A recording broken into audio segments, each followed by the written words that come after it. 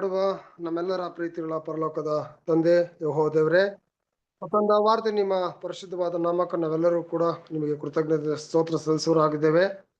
ತಂದೆ ದೇವರೇ, ಮತ್ತೊಂದು ವಾರ್ತೆ ನಮ್ಮೆಲ್ಲರನ್ನು ಕೂಡ ನೆನಪು ಮಾಡಿಕೊಂಡು ಈ ಸಂಜೆ ವೇಳೆಯಲ್ಲಿ ಅಪ್ಪ ನಾವೆಲ್ಲರೂ ನಿಮ್ಮ ಕೃಪಾಸನದ ಬಳಿಗೆ ಬರುವಂತೆ ನೀನು ಕೊಟ್ಟಂತ ಮಹಾಕೃಪೆಗಾಗಿಯೂ ತಂದೆ ದೇವರೇ ನಿಮಗೆ ಕೃತಜ್ಞತೆ ಸ್ತೋತ್ರ ಸಲ್ಲಿಸುತ್ತೇವೆ. ತಂದೆ ದೇವರೇ, ಲೋಕದಲ್ಲಿ ಪಾಪಿಗಳು, ದುಷ್ಟರು, ದ್ರೋಹಿಗಳಾದಂತ ನಮ್ಮನ್ನ ದೇವರೇ ಇದುವರೆಗೂ ಕೂಡ ನಮ್ಮನ್ನ ನಿಮ್ಮ ಜೀವಿತ ಪೇಟೆಯಲ್ಲಿ ಎಣಿಸಿ ನಿಮ್ಮ ಸತ್ಯವಾಕ್ಯಗಳನ್ನು ಅನುದಿನವೂ ನಮಗೆ ಸಹೋದರ ಮುಖಾಂತರವಾಗಿ ಒದಗಿಸುತ್ತಾ ಬಂದಿರುವಂತ ನಮ್ಮ ಪರಲೋಕದ ತಂದೆಯೇ ನಿಮಗೆ ಕೃತಜ್ಞತೆಗಳಾಗಿದೆ. ತಂದೆ ದೇವರೇ, ಈ ಒಂದು ಕೂಟವನ್ನು ಕೂಡ ಆಶೀರ್ವಾದ ಮಾಡ್ರಿ. ಸಹೋದರ ವಾಕ್ಯ ತೆಗೆದುಕೊಳ್ಳುವಂತಹ ಸಹೋದರನು ಕೂಡ ಆಶೀರ್ವಾದ ಮಾಡ್ರಿ. ಅವರಿಗೆ ನಿಮ್ಮ ಪವಿತ್ರಾತ್ಮನ ಶಕ್ತಿ ಕೊಟ್ಟು ನಡೆಸ್ರಿ. ಆರಂಭದಿಂದ ಅಂತ್ಯದವರೆಗೂ ದೇವರೇ ನಿಮ್ಮ ಒಂದು ಪ್ರಸನ್ನತೆ, ನಿಮ್ಮ ಕೃಪೆ, ನಿಮ್ಮ ಪ್ರೀತಿಯಿಂದ ನಮ್ಮೆಲ್ಲರೂ ತುಂಬಿಸ್ರಿ. ನಿಮ್ಮ ವಾಕ್ಯಗಳನ್ನು ಅರ್ಥ ಮಾಡಿಕೊಳ್ಳುವಂತ ಜ್ಞಾನವನ್ನು ದೇವರೇ ನಮಗೆಲ್ಲರೂ ಅನುಗ್ರಹಿಸಿ ಕೊಟ್ಟು ಎಲ್ಲರೂ ಕೂಡ ನಡೆಸಿ ಎಂಬುದನ್ನು ಬೇಡಿಕೊಳ್ಳುತ್ತಾ ಈ ಚಿಕ್ಕ ಪ್ರಾರ್ಥನೆಯನ್ನ ನಿಮ್ಮ ಪ್ರಿಯ ಕುಮಾರನು, ನಮ್ಮೆಲ್ಲರ ರಕ್ಷಕನು, ನಮ್ಮೆಲ್ಲರ ಒಡೆಯನು, ವಿಮೋಚಕನು ಆಗಿರುವ ನಜರೇತಿನ ಯೇಸು ಕ್ರಿಸ್ತನ ಪರಿಶುದ್ಧವಾದ ನಾಮದಲ್ಲಿ ಪ್ರಾರ್ಥಿಸಿ ಬೇಡಿ ಹೊಂದಿಕೊಂಡಿದ್ದೇವೆ ನಮ್ಮ ಪರಲೋಕದ ತಂದೆಯೇ. Thank you brother. Thank you, brother. Okay. ಕ್ರಿಸ್ತನಲ್ಲಿ ಪ್ರೀತಿಯ ಸಹೋದರ ಸಹೋದರಿಯರೇ, ವಾಯ್ಸ್ ಎಲ್ಲರೂ ಕೇಳಿಸ್ತಾ ಇದೆಯಾ? ಓಕೆ. ಕ್ರಿಸ್ತನಲ್ಲಿ ಪ್ರೀತಿಯ ಸಹೋದರ ಸಹೋದರಿಯರೇ, ನಿಮ್ಮೆಲ್ಲರಿಗೂ ತಂದೆಯಾದ ದೇವರಿಂದಲೂ ಕರ್ತನಾದ ಯೇಸು ಕ್ರಿಸ್ತನ ಮೂಲಕ ಕೃಪೆಯು ಶಾಂತಿಯು ಉಂಟಾಗಲಿ. ಪ್ರೀತಿಯ ಸಹೋದರ ಸಹೋದರಿಯರೇ, ದೇವರು ನಮ್ಮನ್ನ ಜೀವಿತರ ಸಂಖ್ಯೆಯಲ್ಲಿ ಎನಿಸಿ ದೇವರ ವಾಕ್ಯವನ್ನ ಧ್ಯಾನ ಮಾಡುವಂತ ಅವಕಾಶವನ್ನ ಕೊಟ್ಟಿದ್ದಾರೆ. ಹಾಗಾಗಿ ಇಂದಿನ ಒಂದು ಪಾಠ ಅಂತ ನೋಡ್ಬೇಕಾದ್ರೆ ನಾವು ನೋಡ್ತಿರುವಂತ ಬ್ರದರ್ಗೆ ಬರೆದಂತ ಪತ್ರಿಕೆ ಎಷ್ಟನೇ ಭಾಗ ನೋಡ್ಬೇಕಾಗಿದೆ? 25ನೇ ಭಾಗ. 25 ಕರೆಕ್ಟಾ? Okay, right. ಎಷ್ಟನೇ ವಾಕ್ಯದಿಂದ ನೋಡ್ಬೇಕು? ಎಲ್ಲಿಂದ ಯಾವ ಅಧ್ಯಾಯ, ಯಾವ ವಾಕ್ಯ?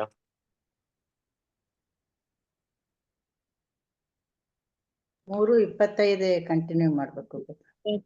3:25 ಕಂಟಿನ್ಯೂ ಮಾಡ್ಬೇಕು. ಓಕೆ.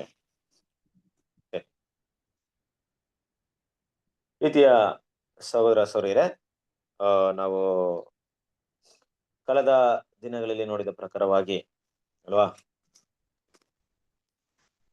ಮುಖ್ಯವಾಗಿ ನಾವು ನೋಡಿದಂತಹ ಪಾಠ ಧರ್ಮಶಾಸ್ತ್ರ ಮತ್ತು ಅದೇ ದೇವರ ಕೃಪೆ, ಇದು ತುಂಬಾ ಮುಖ್ಯವಾದಂತ ಒಂದು ವಿಷಯ. ಇಲ್ಲಿ ನಾವು ಗಮನಿಸ್ತಿರುವಂತದ್ದು, ಇಲ್ಲಿ ಎರಡಕ್ಕಿರುವಂತ ಡಿಫ್ರೆನ್ಸಿಯೇಷನ್ ಅಪೊಸ್ತಲ ಪಾಲ್ ಏನ್ ಮಾಡ್ತಿದ್ರ ಅಂದ್ರೆ ಸ್ಪಷ್ಟವಾಗಿ ತಿಳಿಸಕ್ಕೆ ಪ್ರಯತ್ನ ಪಡ್ತಿದಾರೆ ಅನ್ನೋ ವಿಷಯವನ್ನ ನಾವು ನೋಡ್ಬಹುದು. ಕಳೆದ ದಿನಗಳಲ್ಲಿ ನಾವು ನೋಡಿದ ಪ್ರಕಾರವಾಗಿ ಅಲ್ವಾ, ಹೇಗೆ ಧರ್ಮಶಾಸ್ತ್ರ ಅಂದ್ರೆ ಕೃಪೆಯಿಂದ ನೀತಿ ಉಂಟಾಗುತ್ತೆ ಅನ್ನೋ ವಿಷಯವನ್ನ ದೇವರು ಪ್ರವಾದಿಗಳ ಮೂಲಕ ಕೂಡ ತಿಳಿಸ್ಕೊಟ್ಟಿದ್ರು ಅನ್ನೋ ವಿಷಯವನ್ನ ಕೂಡ ನಾವು ಗಮನದಲ್ಲಿ ಇಟ್ಟು ನೋಡಿದ್ವಿ. ಮತ್ತೆ ದೇವರ ಒಂದು ಕೃಪೆ ತನ್ನ ಮಗನ ಮೂಲಕ ಅದು ತೋರಿಸಲ್ಪಡ್ಬೇಕು ಆಗಿರೋ ಉದ್ದೇಶದಿಂದ ದೇವ್ರ ಏನ್ ಮಾಡಿದ್ರೆ ಆ ಒಂದು ಕೃಪೆನ ಎಲ್ಲರಿಗೂ ಹೊಂದ್ಬೇಕು ಅಂದ್ಬಿಟ್ಟು ಎಲ್ಲರೂ ಕೂಡ ಏನಾಗಿದ್ರೆ ಪಾಪದ ಒಂದು ವಿಷಯಕ್ಕೆ, ಪಾಪಕ್ಕೆ ಒಳಪಟ್ಟಿದ್ರು ಅನ್ನೋ ವಿಷಯವನ್ನು ಕೂಡ ನೋಡಿದ್ವಿ. ಅಂದ್ರೆ ದೇವರ ಕೃಪೆ ಏನಾಯ್ತು ಅಂದ್ರೆ ಪ್ರತಿಯೊಬ್ಬರಿಗೂ ಕರ್ತನಾದ ಯೇಸು ಕ್ರಿಸ್ತನ ಮೂಲಕ ದೊರೆಯಿತು. ಹಾಗೆ ನಾವು ರೋಮಪುರದವರಿಗೆ 3:25 ನೋಡ್ಬೇಕಾದ್ರೆ ಯೇಸು ಕ್ರಿಸ್ತನಿಂದಾದ ಪಾಪ ವಿಮೋಚನೆ ಮೂಲಕವಾಗಿ ಆಗುವುದು, ಈತನು ತನ್ನ ರಕ್ತವನ್ನು ಸುರಿಸಿ ನಂಬಿಕೆ ಇದ್ದವರಿಗಾಗಿ ಕೃಪಾಧಾರವಾಗಬೇಕೆಂದು ದೇವರು ಈತನನ್ನು ಮುಂದಿಟ್ಟನು. ಹೌದು, ಕ್ರಿಸ್ತನ ಪ್ರೀತಿಯ ಸಹೋದರರೇ, ನಮ್ಮ ಕರ್ತನಾದ ಯೇಸು ಕ್ರಿಸ್ತನು ನಮ್ಮ ರಕ್ಷಕನು, ನಮ್ಮ ಒಡೆಯನು, ನಮ್ಮ ನಂಬಿಕೆಯನ್ನ ಪೂರೈಸುವವನಾಗಿರುವಂತ ನಮ್ಮ ಕ್ಯಾಪ್ಟನ್, ನಮ್ಮ ಮಾಸ್ಟರ್. ಪ್ರತಿಯೊಬ್ರು ಕೂಡ ದೇವರ ಮಕ್ಕಳು ಈ ಸಭೆಯಾಗಿ ಓಟವನ್ನ ಓಡಿ ಮುಗಿಸ್ತಾ ಇರೋರು. ಕ್ರಿಸ್ತನ ಸಾರೂಪ್ಯಕ್ಕೆ ಬೆಳೆಯೋದಕ್ಕೆ ಮುಖ್ಯವಾಗಿ ಕಾರಣ ಏನಪ್ಪಾ ಅಂದ್ರೆ ದೇವರಿಂದ ಕ್ರಿಸ್ತನ ಮೂಲಕ ದೊರಕಿದಂತ ಆ ಕೃಪೆ ಮಾತ್ರ ಇಲ್ಲದೆ ಇದ್ದಾಗ ಖಂಡಿತವಾಗ್ಲೂ ನಾವು ಯಾರು ಕೂಡ ಕ್ರಿಸ್ತನ ಸಾರೂಪ್ಯದಲ್ಲಿ ಬೆಳೆಯೋದಕ್ಕೆ ಸಾಧ್ಯತೆ ಇಲ್ಲ ಅನ್ನೋದನ್ನ ಮನಸ್ಸಲ್ಲಿ ಇಟ್ಕೊಬೇಕು. ಕೃಪೆ ನೋಡಿ, ಈ ಕೃಪೆಯ ಬಗ್ಗೆ ತುಂಬಾ ವಿಷಯವನ್ನ ಈ ಎಲ್ಲಾ ಟಾಪಿಕ್ ಗಳಲ್ಲಿ ಅಪೊಸ್ತಲ ಪಾಲ್ ತಿಳಿಸಕ್ಕೆ ಪ್ರಯತ್ನ ಪಡ್ತಿದ್ದಾರೆ. ಧರ್ಮಶಾಸ್ತ್ರದ ಕ್ರಿಯೆಯಿಂದಲ್ಲ, ದೇವರ ಕೃಪೆ ನಂಬಿಕೆಯಿಂದಲೇ ಅದು ಸಿಕ್ಕಿದೆ. ಆತನನ್ನು ನಂಬಿದ ಕಾರಣದಿಂದ ನಮಗೆ ಆ ಕೃಪೆ ದೊರಕಿದೆ ಅನ್ನೋ ವಿಷಯವನ್ನ ಅಪೋಸ್ತಲ್ ಪಾಲ್ ಪ್ರತಿಯೊಂದು ಕಡೆಯಲ್ಲೂ ಕೂಡ ಮಾತಾಡಕ್ಕೆ ಪ್ರಯತ್ನ ಮಾಡ್ತಿದ್ದಾರೆ. ಕೃಪೆ ಅಂದಾಗ ದೇವರ ಪ್ರೀತಿ, ನಮ್ಮೇಲೆ ದೇವರು ಇಟ್ಟಿರುವಂತ ಪ್ರೀತಿಯನ್ನ ಆತ ನಮಗೆ ತೋರಿಸುವಂತ ಕೃಪೆಯ ಮೂಲಕ ನಾವು ನೋಡ್ಬಹುದು ಅಲ್ವಾ. ನೋಡ್ರಿ, ನಾವ್ ಯಾರು ಕೂಡ ಧರ್ಮಶಾಸ್ತ್ರಿಗೆ ಅಧೀನರಿಲ್ಲ. ಮೊದಲೇ ನಾವು ನೋಡಿದ ಹಾಗೆ ಧರ್ಮಶಾಸ್ತ್ರ ಅಧೀನರಾಗಿದ್ರೆ ನಾವ್ ಏನೆಲ್ಲ ಮಾಡ್ಬೋದಾಯ್ತು. ಒಂದು ಆರಾಧನೆ ವಿಷಯ ತಗೊಂಡ್ರೆ ಏನೆಲ್ಲ ಮಾಡ್ಬೇಕಾಯ್ತು. ದೇವ್ರು ಕೊಟ್ಟಂತ ನೀತಿ ನಿಯಮಗಳನ್ನೇ ಫಾಲೋ ಮಾಡ್ಬೇಕು. ಹೊರಗಿನ ಆಚಾರವೇ ತುಂಬಾ ಎದ್ದು ಕಾಣಿಸ್ತಾ ಇತ್ತು ಅಲ್ವಾ. ಪ್ರಾಣಿಗಳ ಬಲಿ ಕಾಣಿಸ್ತಾ ಇತ್ತು. ದೇವಾಲಯಕ್ಕೆ ನಾವು ನಿಗದಿಪಡಿಸಿದಂತ ಸ್ಥಳಕ್ಕೆ ಹೋಗುವಂತದ್ದು ಅವಶ್ಯವಾಗಿತ್ತು. ಅದು ಮಾತ್ರವಲ್ಲ, ದೇವರು ಕೊಟ್ಟಂತ ಆಜ್ಞೆ ವಿಧಿಗಳನ್ನ ಮೀರೋದ್ರಿಂದ ಮರಣ ದಂಡನೆ ಖಚಿತವಾಗ್ತಿತ್ತು. ಇನ್ನು ಹಲವಾರು ಆಚಾರ ವಿಚಾರಗಳನ್ನು ಖಂಡಿತ ನಾವು ಪಾಲನೆ ಮಾಡ್ಲೇಬೇಕಾಗಿತ್ತು. ಆದ್ರೆ ನಾವು ಕೃಪೆಗೆ ಒಳಪಟ್ಟಿದ್ದೀವಿ ಅಂತ ಹೇಳಿದ್ರೆ, ಕೃಪೆ ಅಂತ ಹೇಳಿದಾಗ ಧರ್ಮಶಾಸ್ತ್ರದ ಯಾವುದೇ ವಿಧಿ ವಿಧಾನಗಳಿಗೆ ನಾವು ಒಳಪಟ್ಟಿಲ್ಲ. ಅದನ್ನ ನಾವು ಸ್ಪಷ್ಟವಾಗಿ ಅರ್ಥ ಮಾಡ್ಕೊಬೇಕು. ದೇವರ ಮಕ್ಕಳು, ವಿಧಿ ವಿಧಾನ ಅಂದ್ರೇನು? ದೇವರು ಸುಮಾರು 600ಕ್ಕಿಂತಲೂ ಹೆಚ್ಚಾದಂತ ಒಂದು ನೀತಿ ನಿಯಮಗಳನ್ನ ಕೊಟ್ಟಿದ್ರು. ತಮ್ಮ ಅನುದಿನದ ಜೀವಿತದಲ್ಲ ನಾವು ಪಾಲನೆ ಮಾಡ್ಬೇಕಂದ್ರೆ, ಇದೇ ಮಾಂಸವನ್ನ ತಿನ್ಬೇಕು, ಇದೇ ಬಟ್ಟೆನ ಹಾಕ್ಬೇಕು, ಹೀಗೇನೆ ಕೂದಲು ಕಟ್ ಮಾಡ್ಬೇಕು ಅಲ್ವಾ. ಈ ರೀತಿ ಶುದ್ಧತೆನ ಪರಿಪಾಲನೆ ಮಾಡ್ಬೇಕು. ಈ ರೀತಿಯಾಗಿ ನಿಮ್ಮ ಶುದ್ಧೀಕರಣ ಕೆಲಸವನ್ನ ನಿಮ್ಮಲ್ಲಿ ಮಾಡ್ಬೇಕು. ಎಲ್ಲ ಕೂಡ ಒಂದು ನಿಯಮಿತವಾದ ನೀತಿ ಬದ್ಧತೆ ಇತ್ತು. ಧರ್ಮಶಾಸ್ತ್ರದಂತ ವ್ಯಕ್ತಿ ಇರುವಂತಹ ಹೊರಗಿನ ನೋಟದಲ್ಲಿರುವಂತಹ ಶುದ್ಧತೆಯನ್ನ ಗಮನದಲ್ಲಿಟ್ಟಾಗ ಪ್ರಪಂಚದಲ್ಲಿ ಯಾವ ಧರ್ಮದಲ್ಲೂ ಕೂಡ ಇಲ್ಲ. ಅದು ಹೇಳ್ತಾರಲ್ವ, ಬ್ರಾಹ್ಮನ್ಸ್ ಅಂತ ಹೇಳ್ತಾರೆ ನೋಡ್ರಿ, ಇಲ್ಲ, ಖಂಡಿತ ಅವರು ಕೂಡ ಇಲ್ಲ. ಇಸ್ರೇಲ್ ಜನರ ಮುಂದೆ ಅವರ ಶುದ್ಧೀಕರಣದ ವಿಷಯಕ್ಕೆ ಬಂದಾಗ, ಹೊರಗಿನ ಶುದ್ಧೀಕರಣ ವಿಷಯಕ್ಕೆ ಬಂದಾಗ ದೇವರಿಟ್ಟಿರುವಂತ ನೀತಿ ನಿಯಮನ ಅವರು ಪಾಲನೆ ಮಾಡಿದ್ದೆ ಆದ್ರೆ ಅದಕ್ಕೆ ಸರಿಸಾಟಿ ಆದವರು ಪ್ರಪಂಚದಲ್ಲಿ ಯಾರೂ ಇಲ್ಲ. ಏನೋ ಕೆಲವೊಂದು ವಿಷಯಗಳು ಇರ್ಬೋದು ಅಷ್ಟೇ, ಕ್ಲೀನ್ ಆಗಿರೋದು ಅಲ್ವಾ, ಮಾಂಸವನ್ನ ತಿಂದೇ ಇರೋದು. ಇನ್ ಕೆಲವೊಂದು ವಿಷಯಗಳನ್ನ ನೋಡಕ್ಕೆ ಅವ್ರು ತುಂಬಾ ಕ್ಲೀನ್ ಅನ್ನೋ ರೀತಿ ಕಾಣಿಸ್ಕೊಳ್ತಾ ಇರ್ತಾರೆ. ಅವ್ರದೇ ಆದಂತ ಒಂದು ಮನುಷ್ಯ ಬೋಧನೆಗಳನ್ನ ಇಟ್ಕೊಂಡು ತಾವು ತುಂಬಾ ಶ್ರೇಷ್ಠರು, ನಾವು ಬ್ರಾಹ್ಮಣರು, ಇಲ್ಲವೇ ನಾವು ಶುದ್ಧರು, ನಾವು ಈ ರೀತಿಯಾಗಿ ನಾವು ಪರಿಶುದ್ಧ ಅಂತ ಹೀಗೆ ಕಾಣಿಸ್ಕೊಳ್ಳುವಂತ ಗುಣಗಳನ್ನ ಅವರವರ ಅಳವಡನೆ ಮಾಡ್ಕೊಂಡಿರ್ತಾರೆ. ಯಾವುದೇ ಧರ್ಮಕ್ಕೆ ದೇವರಿಂದ ಕೊಟ್ಟಂತ ಆಜ್ಞೆ ವಿಧಿ ವಿಧಾನಗಳಿಲ್ಲ. ಆದ್ರೆ ಇಸ್ರೇಲ್ ಜನರ ಮಟ್ಟಿಗೆ ಅದು ದೇವರಿಂದಲೇ ಕೊಡಲ್ಪಟ್ಟಂತ ವಿಧಿ ವಿಧಾನ ನಿಯಮಗಳಾಗಿತ್ತು. ಎಷ್ಟೆಲ್ಲ ಪ್ರೀತಿ ಸರಸರ ಇದೆ. ನಾವೆಲ್ಲರೂ ಕೂಡ ಈಗ ಧರ್ಮಶಾಸ್ತ್ರಕ್ಕೆ ಅಧೀನರಾಗಿದ್ದೀವಿ ಅಂತ ಇಟ್ಕೊಳ್ಳಿ. ಹುಟ್ಟಿದ್ರಿಂದಲೇ ನಾವು ಧರ್ಮಶಾಸ್ತ್ರಕ್ಕೆ ಅಧೀನರಾಗಿದ್ರೆ ಏನ್ ಮಾಡ್ತಾ ಇದ್ವಿ? ಆ ಆಚಾರ ವಿಚಾರಗಳನ್ನ ಖಂಡಿತವಾಗ್ಲೂ ಏನ್ ಮಾಡ್ತಾ ಇದ್ವಿ? ಪಾಲನೆ ಮಾಡ್ತಾ ಇದ್ವಿ. ಅದ್ರೇನ್ ಡೌಟ್ ಇಲ್ಲ. ಇವತ್ ನೋಡಿ, ನಾವು ಯಾವುದೋ ಒಂದು ಧರ್ಮದಲ್ಲಿ ಹುಟ್ಟಿದ್ವಿ, ನಮ್ ತಂದೆ ತಾಯಿ ಏನಾಗಿದ್ರು ನಾವು ಹಂಗೆ ಹುಟ್ಟಿದೀವಿ. ಅವ್ರು ಹಿಂದೂಗಳಾಗಿದ್ರೆ ನಾವು ಪೂಜೆ ಮಾಡಕ್ ಕಲ್ತಿರ್ತೀವಿ. ಅವರೊಂದೆಲ್ಲ ಮುಸ್ಲಿಮ್ಸ್ ಆಗಿದ್ರೆ ನಾವು ನಮಾಜ್ ಮಾಡಕ್ ಕಲ್ತಿರ್ತೀವಿ. ನಮ್ ತಂದೆ ತಾಯಿಗಳು ನಮ್ಗೆ ಯಾವ ಆಚಾರ ವಿಚಾರ ಹೇಳ್ಕೊಡ್ತಾ ಇದ್ರು ಅದನ್ನೇ ನಾವು ಅದನ್ನೇ ನಾವು ಪಾಲಿಸ್ತಾ ಇದ್ವಿ ನಮ್ಮ ಜೀವನದಲ್ಲಿ. ಇವತ್ತು ಕೂಡ ಧರ್ಮಗಳು ಹಾಗೆ ಇದೆಯಲ್ಲ. ಯಾವ ಮಗು ಯಾವ ಧರ್ಮದವರ ಒಂದು ಇದ್ರಲ್ಲಿ ಹುಟ್ಟುತ್ತೋ ಅದೇ ಧರ್ಮನ ಅದು ಅನುಸರಿಸಿ ನಡಿಬೇಕಾಗುತ್ತೆ. ಅದು ನೇಮಬದ್ಧ. ಆದ್ರೆ ಕ್ರಿಸ್ತಲ್ ಪ್ರೀತಿ ಸರ್, ಇವತ್ತು ಧಾರ್ಮಿಕ ವಿಷಯಗಳನ್ನ ತಗೊಂಡಾಗ ಯಾವ ರೀತಿ ಇದೆ ಅಂದ್ರೆ, ತಾನು ಆ ಧರ್ಮದಲ್ಲಿ ಹುಟ್ಟಿದ್ರೆ ಅಲ್ಲಿಂದ ಅವನು ಈಚೆ ಬರೋದಕ್ಕೆ ಸಾಧ್ಯತೆನೇ ಇಲ್ಲ. ಹಾಗಾಗಿ ಅವರ ಆಚಾರ ವಿಚಾರಗಳು, ಅವರ ಸಂಪ್ರದಾಯಗಳು ಅವ್ರನ್ನ ಬೆಳೆಸ್ಬಿಟ್ಟಿರುತ್ತೆ. ಚಿಕ್ಕದ್ರಿಂದಲೇ ಅದ್ರ ಮೈಂಡ್ ಅಲ್ಲಿ ಬೇರೂರು ಇರುತ್ತೆ. ಹೌದು, ಇದೇ ಬಟ್ಟೆ ಹಾಕ್ಬೇಕು, ಇದೇ ರೀತಿ ಮಾಡ್ಬೇಕು. ಮುಖ್ಯವಾಗಿ ನಾನು ಧರ್ಮಶಾಸ್ತ್ರದ ಕುರಿತು ಮಾತಾಡ್ತಾ ಇದ್ದೀನಿ. ಈ ರೀತಿ ಈ ಒಂದು ಸಬ್ಬತ್ ದಿನವನ್ನು ಆಚರಣೆ ಮಾಡ್ಬೇಕು. ಕಾರಣ ರಕ್ತವನ್ನು ನಾನು ತಿನ್ನೋದಿಲ್ಲ, ನಾನು ಬಲಿಗಳನ್ನ ಇದೇ ರೀತಿ ಕೊಡ್ಬೇಕು, ಮತ್ತೆ ನಾನು ಹೆಣವನ್ನ ಮುಡಿದ ಅಶುದ್ಧನಾಗಿರ್ತೀನಿ, ಇಂಥ ಕ್ರಿಯೆಗಳಲ್ಲಿ ನಾನು ಸ್ನಾನ ಮಾಡ್ಬೇಕು, ಶುದ್ಧೀಕರಣ ದಿನಗಳಿರುತ್ತೆ. ಇದೆಲ್ಲ ಅವರು ಖಂಡಿತವಾಗ್ಲೂ ಫಾಲೋ ಮಾಡ್ತಾ ಇದ್ರು. ಇದೆಲ್ಲ ಏನಪ್ಪಾ ಅಂದ್ರೆ ಆಚಾರ ವಿಚಾರಗಳು, ಅಲ್ಲಿರುವಂತ ನೀತಿ ವಿಧಿ ವಿಧಾನಗಳು, ನಿಯಮಗಳ ಬಗ್ಗೆ ಮಾತಾಡ್ತಾ ಇದ್ರು. ಆದ್ರೆ ಆಜ್ಞೆಗಳ ಬಗ್ಗೆ ಬಂದಾಗ, ಆಜ್ಞೆ ಅಂದ್ರೆ ದಶ ಆಜ್ಞೆ, ಅದು ಸಪ್ರೇಟ್ ಆಗಿ ನಿಂತ್ಕೊಳ್ಳುತ್ತೆ ಅಲ್ವಾ. ಅದು ಸ್ವಲ್ಪ ಸಪ್ರೇಟ್ ಆಗಿರುತ್ತೆ. ಯಾಕಂದ್ರೆ ಈ ವಿಧಿ ವಿಧಾನಗಳು ಮನುಷ್ಯನ ಪ್ರತಿದಿನ ಜೀವನದ ಶುದ್ಧೀಕರಣಕ್ಕೆ ಅವನಿಗೆ ಪ್ರಯೋಜನವಾಗಿರುತ್ತೆ. ರೋಗದಿಂದ ಮುಕ್ತನಾಗಿ ಆರೋಗ್ಯವಾಗಿ ತನ್ನನ್ನ ಕಾಪಾಡ್ಕೊಳ್ಳೋದು. ನೋಡಿ, ಈಗ ಏನವನ್ನ ಮುಟ್ಟಿದ ಸ್ನಾನ ಮಾಡ್ತಾ ಇದ್ರೆ ಯಾಕಂದ್ಬಿಟ್ಟು ಅವತ್ತು ನಮ್ಗೆ ಗೊತ್ತಿರ್ಲಿಲ್ಲ. ಇವಾಗ ಗೊತ್ತು. ಯಾಕಂದ್ರೆ ಒಂದು ವ್ಯಕ್ತಿ ಸತ್ತೋದ್ಮೇಲೆ ಆತನ ದೇಹದಲ್ಲಿರುವಂತ ಎಲ್ಲಾ ಒಂದು ಅಶುದ್ಧ ಕ್ರಿಮಿಗಳು ಏನಾಗುತ್ತೆ, ಹೊರಡೆ ಬರುತ್ತೆ. ಅದರಿಂದ ನಮ್ಗೆ ಅಪಾಯ ಆಗೋ ಸಾಧ್ಯತೆ ಇದೆ. ದೇವರು ಅವತ್ತು ಕೊಟ್ಟಿದ್ರು. ಇವತ್ತು ನಮ್ಮ ವೈಜ್ಞಾನಿಕವಾಗಿ ನಾವು ತಿಳ್ಕೊಂತಾ ಇದೀವಿ. ಹಂದಿ ಮಾಂಸ ತಿನ್ನೋದು ಏನಂತ ಅವತ್ತು ಗೊತ್ತಿರ್ಲಿಲ್ಲ, ಬಟ್ ಇವತ್ತು ಅದ್ರ ಬಗ್ಗೆ ಗೊತ್ತಿದೆ ನಮ್ಗೆ. ಕ್ರಿಸ್ತನ ಪ್ರೀತಿಯ ಸಹೋದರರೇ, ಕೆಲವೊಂದು ಮಿಶ್ರವಾಗಿರುವಂತ ಬಟ್ಟೆಗಳನ್ನ ಹಾಕೋದ್ರಿಂದ ದೇಹಕ್ಕೆ ಎಷ್ಟು ಹಾನಿಕರವಾಗಿತ್ತು ಇವತ್ತು ನಮ್ಗೆ ಗೊತ್ತಿದೆ, ಅವತ್ತು ನಮ್ಗೆ ಗೊತ್ತಿರ್ಲಿಲ್ಲ. ಅದಕ್ಕೆ ದೇವ್ರ ನೀತಿ ನಿಯಮಗಳು ಕೊಟ್ಬಿಟ್ಟಿದ್ರು. ಬಟ್ ಧರ್ಮಶಾಸ್ತ್ರ ಅಂದ್ರೆ ಆಜ್ಞೆಗಳು ಬಂದಾಗ, ದಶ ಆಜ್ಞೆ ಅದು ತುಂಬಾ ವಿಭಿನ್ನವಾಗಿತ್ತು. ಯಾವ ರೀತಿ ವಿಭಿನ್ನ ಅಂದ್ರೆ, ದೇವರ ಮಕ್ಕಳು ನಾವು ಕೂಡ ದಶ ಆಜ್ಞೆನ ಫಾಲೋ ಮಾಡ್ಬೇಕು, ಅವ್ರು ಕೂಡ ದಶ ಆಜ್ಞೆನ ಫಾಲೋ ಮಾಡ್ಬೇಕು ಅಲ್ವಾ? ಕೆಲವರು ದಶ ಆಜ್ಞೆ ಫಾಲೋ ಮಾಡ್ಬೇಕಂದ್ರೆ ಬ್ರದರ್ ನಾವು ಫಾಲೋ ಮಾಡ್ಬೇಕು ಅನ್ಬಿಡ್ತಾರೆ. ಏನಿದೆ ದಶ ಆಜ್ಞೆಯಲ್ಲಿ ಅವ್ರಿಗೂ ನಮ್ಗಿರುವಂತ ಡಿಫ್ರೆಂಟ್?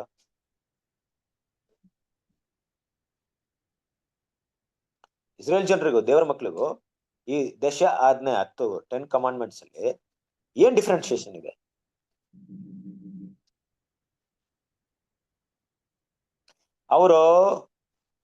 ಅವರು ಕಳ್ತನ ಮಾಡಿದ್ರೆ ತಪ್ಪು, ನಾವು ಕಳ್ತನ ಮಾಡ್ಬೇಕಂತ ನೆನೆಸಿದ್ರೇನೆ ತಪ್ಪು.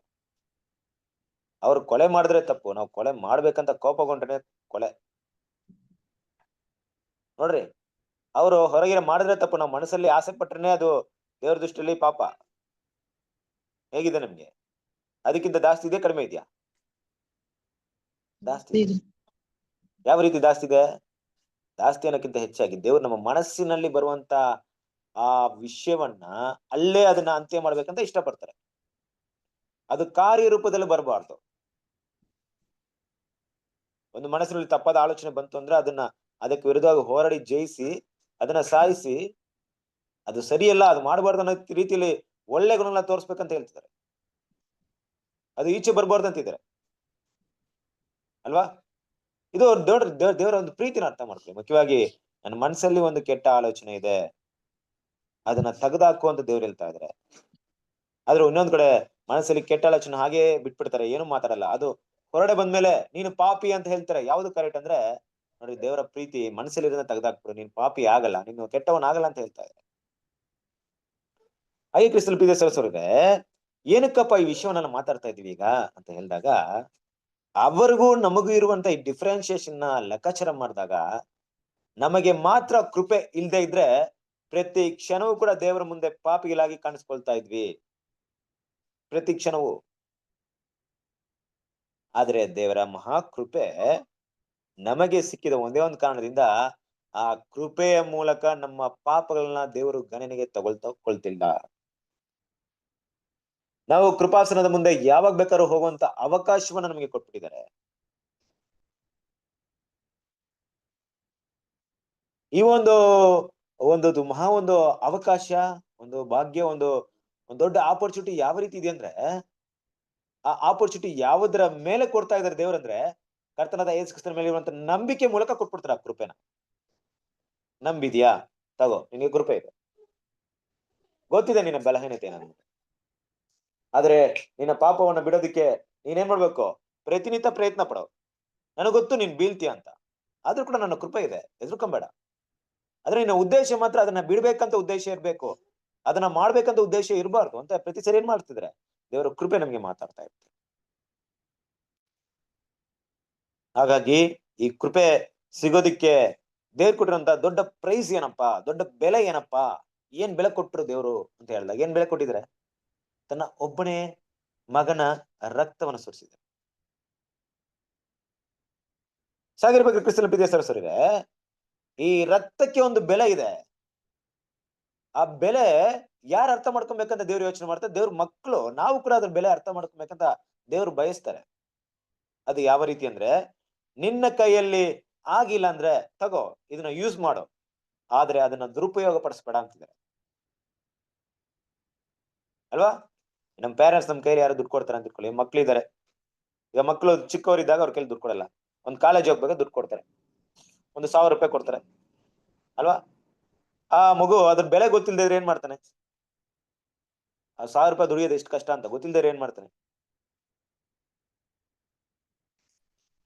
ವ್ಯರ್ಥ ಮಾಡ್ತಾನ, ವೇಸ್ಟ್ ಮಾಡ್ತಾನ? ಕರೆಕ್ಟ್ ಅಲ್ವಾ? ಗೊತ್ತಿಲ್ಲ. ಅದೇ ಏನೋ ಅಂತಾರಲ್ಲ, ಯಾಕೆಂದ್ರೆ ಈ ಒಂದು ಎಕ್ಸಾಂಪಲ್ ಅಲ್ಲಿ ಒಂದು ದಿನ ಏನಾಗುತ್ತಂದ್ರೆ ಆ ಮಗ ಏನ್ ಮಾಡ್ತಾನೆ, ಅಪ್ಪನ ಹತ್ರ ದುಡ್ಡು ಕೇಳ್ತಾನೆ. ನನ್ಗೆ ₹1,00,000 ಕೊಡಪ್ಪ ತಂದೆ, ನಾನು ಸ್ವಲ್ಪ ಒಂದು ಬಿಸ್ನೆಸ್ ಎಲ್ಲ ಮಾಡ್ಬೇಕು. ಅವನ ಹಣದ ಒಂದು ಬೆಲೆ ಗೊತ್ತಿಲ್ಲ, ಕಷ್ಟ ಏನಂತ ಗೊತ್ತಿಲ್ಲ. 1,00,000 ಸಂಪಾದನೆ ಮಾಡಕ್ಕೆ ಎಷ್ಟು ಕಷ್ಟ ಆಯ್ತು ಅಂತ ಗೊತ್ತಿಲ್ಲ ಅವ್ನಿಗೆ. ಅಪ್ಪ ಏನ್ ಮಾಡ್ತಾರೆ, ಆಯ್ತು ನೀನ್ ಕೊಡ್ತೀನಿ, ಇದಕ್ಕಿಂತ ಕೊಟ್ಟಿರೋ ದುಡ್ಡನ್ನೆಲ್ಲ ಲೆಕ್ಕಾಚಾರ ಕೊಡು ಅಂತ ಕೇಳ್ತಾರೆ. ಅವನ ಹೇಳ್ತಾನೆ ಸಾಧಾರಣವಾಗಿ ಹೇಳ್ತಾನೆ, ಇಲ್ಲ ಅದೆಲ್ಲ ಖರ್ಚಾಗ್ಬಿಡ್ತು, ನನ್ಗೆ ಏನ್ ಲೆಕ್ಕಾಚಾರ ಏನು ಗೊತ್ತಿಲ್ಲ, ನನ್ಗೆ ಅರ್ಜೆಂಟಾಗಿ ದುಡ್ಡು ಬೇಕು, 1,00,000 ಬೇಕು ಅಂತ.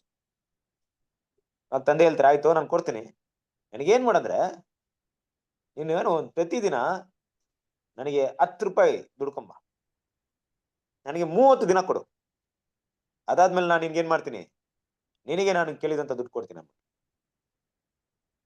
ಹಾಗೇನ್ ಮಾಡ್ತಾನೆ, ಅವನು ಹೋಗಿ ಏನ್ ಮಾಡ್ತಾನೆ, ಆ ₹10 ದುಡಿಯೋದು ಕಷ್ಟ, ಒಂದು ಆಗಿನ ಕಾಲದಲ್ಲಿ ಇರ್ಬೋದು. ತುಂಬಾ ಕಷ್ಟಪಟ್ಟು ಪ್ರತಿದಿನ ಕಷ್ಟಪಟ್ಟು ಏನ್ ಮಾಡ್ತಾನೆ, ಏನೋ ಕೆಲಸ ಮಾಡಿ ₹10 ತಂದು ಕೊಡ್ತಾನೆ. ತಂದ್ಮೇಲೆ ತಂದೆ ಕೈಲಿ ಕೊಟ್ಟಾಗ ತಂದೆ ಏನ್ ಮಾಡ್ತಾರೆ, ಆ ₹10 ಬಾವಿಯಲ್ಲಿ ಬಿಸಾಕ್ತಾರೆ. ಮೊದಲೇ ದಿನ ತಗೊಂಬಂದ ಬಾವಿಯಲ್ಲಿ ಬಿಸಾಕಿದ್ರು, ಅವ್ನ ಕಣ್ ಮುಂದೆ ಬಿಸಾಕ್ತಾರೆ. 2ನೇ ದಿನ ತಗೊಂಬಂದ ಬಾವಿಯಲ್ಲಿ ಬಿಸಾಕಿದ್ರು. 3ನೇ ದಿನ ಮಗ ಕಷ್ಟ ಪಡ್ತಾನೆ, ₹10 ದುಡಿಯಕ್ಕೆ ಅವನು ಒಂದ್ ದಿನ ಪೂರ್ತಿ ಕಷ್ಟ ಪಡ್ಬೇಕು. ಅಲ್ಲ, 10 ಬೆಲಿ ನಾಣ್ಯಗಳಂತ ಇಟ್ಕೊಳ್ಳಿ, ಕಷ್ಟ ಪಡ್ಬೇಕು. ಕಷ್ಟಪಟ್ಟು ಏನ್ ಮಾಡ್ತಾನೆ, ತರ್ತಾನೆ, ಅವ್ರ ತಂದೆ ಏನ್ ಹೋಗ್ತಾರೆ, ಅದನ್ನ ಬಾವಿಯಲ್ಲಿ ಹಾಕ್ತಾರೆ. ಅವ್ನು ಹೀಗೆ ದುಡ್ಡು ತರ್ಬೇಕಾರೆ ಅವನ ಕಣ್ಣು ಮುಂದೆ ಹಾಕ್ಬೇಕಾದ್ರೆ ಒಂದು ದಿನ ಏನ್ ಮಾಡ್ತಾರೆ, ಅವ್ನು ತುಂಬಾ ಕಷ್ಟಪಟ್ಟಿರ್ತಾನೆ, ಆ ಹಣವನ್ನು ತನ್ನ ತಂದೆ ಕೈಲಿ ಕೊಡ್ತಾರೆ. ತುಂಬಾ ಕೋಪ ಇರುತ್ತೆ ಅವನಿಗೆ, ಎಲ್ಲ ನಮ್ಮ ಬಾವಿಯಲ್ಲಿ ಹಾಕ್ತಾ ಇದ್ರಲ್ಲ, ನಾನು ಕಷ್ಟಪಟ್ಟು ದುಡ್ಡಿರೋ ಹಣವನ್ನ ಅಂತ. ಬಾವಿಯಲ್ಲಿ ಹಾಕಕ್ ಹೋದಾಗ ತಂದೆ ಕೈ ಹಿಡಿದು ಬಿಡ್ತಾನೆ. ನಾವು ಯಾಕಪ್ಪ ಅಂತ ಹೇಳಿದಾಗ, ಅಪ್ಪ ನೀನೇನು, ನಾನು ಎಷ್ಟು ಕಷ್ಟಪಟ್ಟಿದ್ದೀನಿ ಗೊತ್ತಾ ದುಡ್ಡು ಸಂಪಾದನೆ ಮಾಡಕ್ಕೆ, ನೀನು ಏನು ಗೊತ್ತಿಲ್ಲ ಏನ್ ಮಾಡ್ತಿದ್ಯಾ, ಬಾವಿಯಲ್ಲಿ ಹಾಕ್ತಾ ಇದೀಯಾ ಅಂತ ಹೇಳ್ತಾರೆ. ಅವಾಗ ತಂದೆ ಹೇಳ್ತಾರೆ, ಈಗ ನಾನು ನಿನ್ಗೆ 1,00,000 ಕೊಡ್ತೀನಿ ಅಂತ ಹೇಳ್ತಾರೆ. ಯಾಕೆಂದ್ರೆ ನಿನಗೆ ಆ ಹಣದ ಕಷ್ಟ ಏನಂತ ಗೊತ್ತಿದೆ. ಹಾಗೆ ಕ್ರಿಸ್ತನ ಪ್ರೀತಿಯ ಸರಸವರೇ, ಕ್ರಿಸ್ತನಲ್ಲಿ ಪ್ರೀತಿಯ ಒಂದು ದೇವರ ಕೃಪೆಯಾಗಿ ನಾವು ಕರೆಯಲ್ಪಟ್ಟಿರುವಂತಹ ದೇವರ ಮಕ್ಕಳು ಯಾವಾಗ ಕ್ರಿಸ್ತನ ರಕ್ತವನ್ನ ದುರುಪಯೋಗ ಮಾಡ್ಕೊಳ್ತೀವಿ ಅಂದ್ರೆ, ಆ ರಕ್ತದ ಬೆಲೆ ಗೊತ್ತಿಲ್ಲದೆ ಇದ್ದಾಗ. ತಂದೆಗೆ ಗೊತ್ತಾದ್ರ ವ್ಯಾಲ್ಯೂ ಏನನ್ಬಿಟ್ಟು, ತನ್ನ ಒಬ್ಬನೇ ಮಗನ ರಕ್ತದ ಬೆಲೆ ಏನನ್ಬಿಟ್ಟು ನಮ್ಗೆ ಗೊತ್ತು. ಅದಕ್ಕೆ ನೋಡ್ಬೇಕಾಗಿತ್ತು, ತನ್ನ ರಕ್ತವನ್ನು ಸುರಿಸಿ ನಂಬಿಕೆ ಇದ್ದವರಿಗಾಗಿ ಕೃಪಾಧಾರವಾಗಬೇಕಂದ್ರೆ ದೇವರು ಈತನನ್ನು ಮುಂದಿಟ್ಟನು. ಕರ್ತನ ನಮಗೋಸ್ಕರ ಕೊಟ್ಟಿದ್ದಾರೆ. ಆತನ ರಕ್ತದ ವ್ಯಾಲ್ಯೂ ಏನಂತ ತಿಳ್ಕೊಂಡಿರ್ಬೇಕು. ಏನ್ರಿ ರಕ್ತದ ವ್ಯಾಲ್ಯೂ?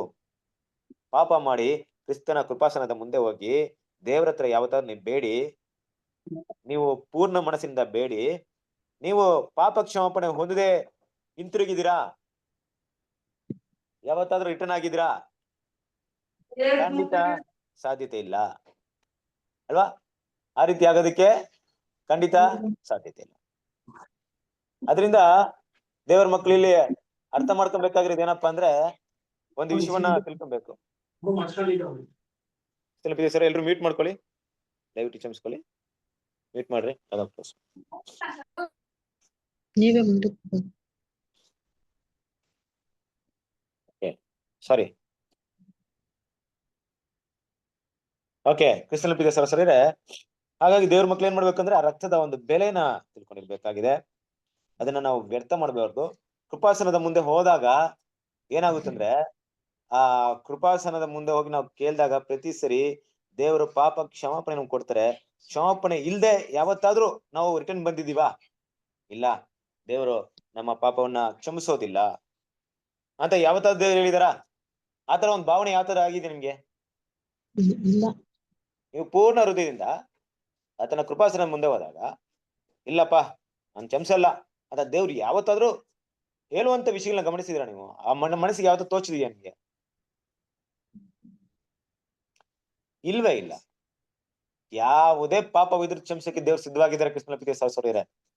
ಆದ್ರೆ ಅದೇ ಒಂದು ಪಾಪವನ್ನ ನಾನು ಬೇಕು ಅಂತ ಮಾಡಿದ್ರೆ ಕ್ಷಮಾಪಣೆ ಕೇಳುವಂತ ಮನಸ್ಸು ನನಗೆ ಬರಲ್ಲ.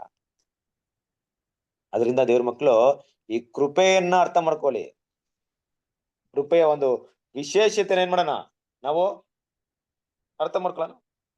ಯಾಕಂದ್ರೆ ನಮಗೆ ಸಿಕ್ಕಿದಂತ ಈ ಅವಕಾಶ ಇದಕ್ಕಿಂತ ಮುಂದೆ ಇದ್ದವರಿಗೆ ಸಿಗ್ಲಿಲ್ಲ ಅನ್ನೋದನ್ನ ನೆನ್ಪು ಮಾಡ್ಕೊಳ್ಳೋಣ.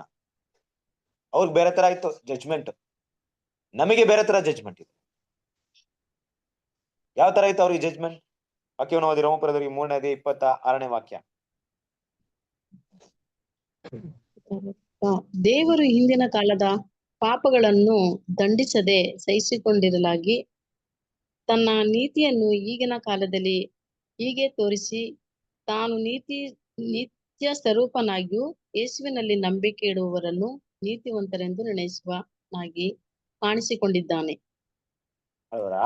ನೋಡ್ರಿ, ದೇವರು ಹಿಂದಿನ ಕಾಲದ ಪಾಪಗಳನ್ನು ದಂಡಿಸದೆ ಸಹಿಸಿಕೊಂಡಿರಲಾಗಿ ತನ್ನ ನೀತಿಯನ್ನು ಈಗಿನ ಕಾಲದಲ್ಲಿ ಹೀಗೆ ತೋರಿಸಿ ಅಂತ ಹೇಳ್ತಾರೆ. ಅಂದ್ರೆ ಏನಪ್ಪಾ ಇದರ ಒಂದು ಅರ್ಥ ಅಂತ ಬಂದಾಗ, ದೇವರು ಹಿಂದಿನ ಕಾಲದಲ್ಲಿ ಮಾಡಿದಂತ ಪಾಪ, ಯಾವ ಪಾಪ ಬಗ್ಗೆ ಮಾತಾಡ್ತಿದ್ರೆ ಇಲ್ಲಿ ಹಿಂದಿನ ಕಾಲದಲ್ಲಿ? ಅಂದ್ರೆ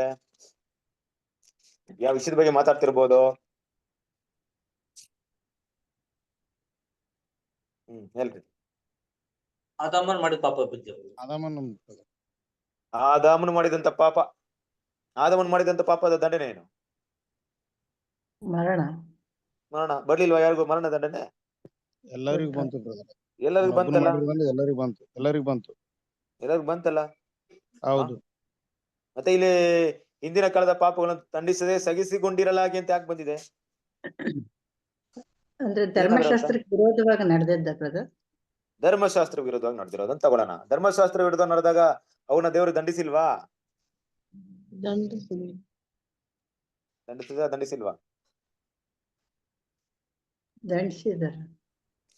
ದಂಡಿಸಿದ್ರಲ್ವಾ? ಎಷ್ಟು ದಂಡನೆಗಳನ್ನ ಅನುಭವಿಸಿದ್ರು ಇಸ್ರೇಲ್ ಜನರು? ಇಲ್ಲಿವರೆಗೂ ಅನುಭವಿಸ್ತಾ ಇದ್ದಾರಾ? ಲಭ್ಯತೆ ಸರಸರಿ ಒಂದ್ ಅರ್ಥ ಮಾಡ್ಕೊಳ್ರಿ. ಇಲ್ಲಿ ಹೇಳ್ತಿರಂತ ವಿಷಯ ಏನಪ್ಪಾ ಅಂದ್ರೆ, ಹಿಂದಿನ ಕಾಲದ ದೇವ್ರ ಲೆಕ್ಕಕ್ಕೆ ತಗೊಲಿಲ್ಲ ಅಂತಂದ್ರೆ ಆ ಕ್ರಿಸ್ತನನ್ನ ಕಡಿಸ್ಕೊಳ್ಳೋದ್ ಮೂಲಕ ಹಿಂದಿಂದ ಎಲ್ಲ ಮರ್ತು ಬಿಟ್ಟು ಕ್ರಿಸ್ತನ ಕಳಿಸ್ಕೊಟ್ಟು ಮುಂದಿನದನ್ನ ಇದನ್ನು ಕ್ರಿಸ್ತನ ಮೂಲಕ ನಮ್ಗೆ ಎಲ್ಲರಿಗೂ ಅನುಗ್ರಹಿಸಿದ್ದಾನೆ ಕೃಪೆಯನ್ನು. ನೋಡಿದ್ರಾ? ಸ್ವಲ್ಪ ಇದೆ ಸರಸ್ವರಿ ಇದೆ. ನಿಜವಾಗ್ಲೂ ದೇವ್ರು ನಮ್ಮ ಪಾಪಕ್ಕೆ ಅನುಗುಣವಾಗಿ ನಮ್ಮನ್ನ ದಂಡಿಸ್ಬೇಕು ಅಂತ ಇದ್ದಿದ್ರೆ ನಾವ್ ಯಾರು ಜೀವಂತವಾಗಿ ಇರ್ತಾ ಇರ್ಲಿಲ್ಲ.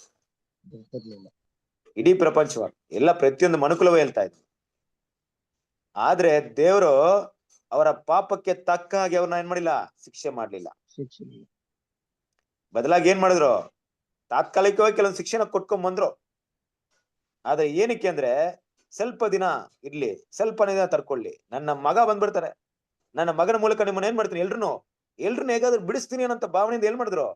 ಹಾಗೆ ದೇವ್ರು ಅವ್ರನ್ನ ಟೆಂಪ್ರರಿ ಆಗಿ ಅಲ್ವಾ, ಶಾಶ್ವತವಾಗಿ ಅವನ್ನ ದಂಡಿಸದೆ ತಾತ್ಕಾಲಿಕವಾಗಿ ಅವ್ರನ್ನ ಏನ್ ಮಾಡಿದ್ರು? ಶಿಕ್ಷಿಸ್ತಾ ಬಂದ್ರು ಅಲ್ವಾ? ಬದಲಾಗಿ ಏನ್ ಮಾಡಿದ್ರು? ಸಗಿಸ್ಕೊಂಡ್ರು. ಇದು ಮುಖ್ಯವಾಗಿ ಇಸ್ರೇಲ್ ಜನರಿಗೆ ಮಾತಾಡಿದಾಗ ಇಸ್ರೇಲ್ ಜನರು ಮಾಡಿದಂತ ಹಲವಾರು ಪಾಪಗಳ ವಿಷಯ ತಗೊಂಡ ಈಗಿನ ಕಾಲದಲ್ಲಿ ಇದು ಸುಮಾರು 2000 ವರ್ಷಗಳ ಹಿಂದೆ ಮಾತಾಡಿದಂತ ಒಂದು ಟಾಪಿಕ್ ಆಗಿದೆ. ಆಗ ಇಸ್ರೇಲ್ ಜನರು ಮಾಡಿದಂತ ಪಾಪವನ್ನ ಏನ್ ಮಾಡಿದ್ರು? ದಂಡಿಸಿಲ್ಲ ಅಂತ ತಗೊಂಡಾಗ ಯಾವ ವಿಷಯ ತಗೊಬಹುದು ಅಂದ್ರೆ, ಕರ್ತನಾದ ಯೇಸು ಕ್ರಿಸ್ತನ ಶಿಲುಬೆಯ ಹಾಕಿದಂತ ವಿಷಯವನ್ನ ತಗೊಳ್ಬಹುದು. ಯಾವ ರೀತಿ ಅಂದ್ರೆ, ನೋಡ್ರಿ, ಯೇಸು ಕ್ರಿಸ್ತನ ಶಿಲುಬೆ ಹಾಕಿದ್ದು AD ಯಾವ ವರ್ಷದಲ್ಲಿ ಹಾಕಿದ್ರು? 33 ಅಲ್ವಾ? ಹಾಗಾಗ್ದಾಗ ಅಲ್ಲಿಂದ ಏನಾಯ್ತು? ನೆಕ್ಸ್ಟ್ AD 70 ವರೆಗೂ ದೇವ್ರ ಕೃಪೆ ಇತ್ತು ಇಸ್ರೇಲ್ ಜನರಿಗೆ. ಈತನ ರಕ್ತ ಬಲಿ ನಮ್ಮ ಮೇಲೆ, ನಮ್ಮ ಮಕ್ಕಳ ಮೇಲೆ ಇರ್ಲಿ ಅಂತ ಏನ್ ಮಾಡಿದ್ರು? ಹೇಳಿದ್ರಲ್ಲ. ಹೇಳಿದ ತಕ್ಷಣ ದೇವ್ರ ಏನ್ ಮಾಡಿದ್ರು? ಆಯ್ತಪ್ಪ, ಯೇಸು ಕ್ರಿಸ್ತ ಪುನರ್ತನ ಆಗ್ಬಿಟ್ಟ ತಕ್ಷಣ ಇಸ್ರೇಲ್ ಜನರನ್ನ ಸರ್ವನಾಶ ಮಾಡ್ಬಿಟ್ರ? ಮಾಡ್ಲಿಲ್ಲ. ಏನ್ ಮಾಡಿದ್ರು ಅಂದ್ರೆ, ಕೆಲವೊಂದು ಕೃಪೆನ ಕೊಟ್ರು, ಸತ್ಯ ಅವ್ರಿಗೆ ಮುಟ್ಲಿ, ಸತ್ಯ ಅವ್ರಿಗೆ ತಲುಪಲಿ ಅಂತ. ಅದಕ್ಕೆ ಅಪೊಸ್ತಲ ಪೇತ್ರ ಹೇಳ್ತಾರಲ್ವಾ, ಹೋದ್ರೆ ಅಪೊಸ್ತಲ ಕೃತ್ಯಗಳು 2ನೇ ಅಧ್ಯಾಯ, ನಿಮಿಷ,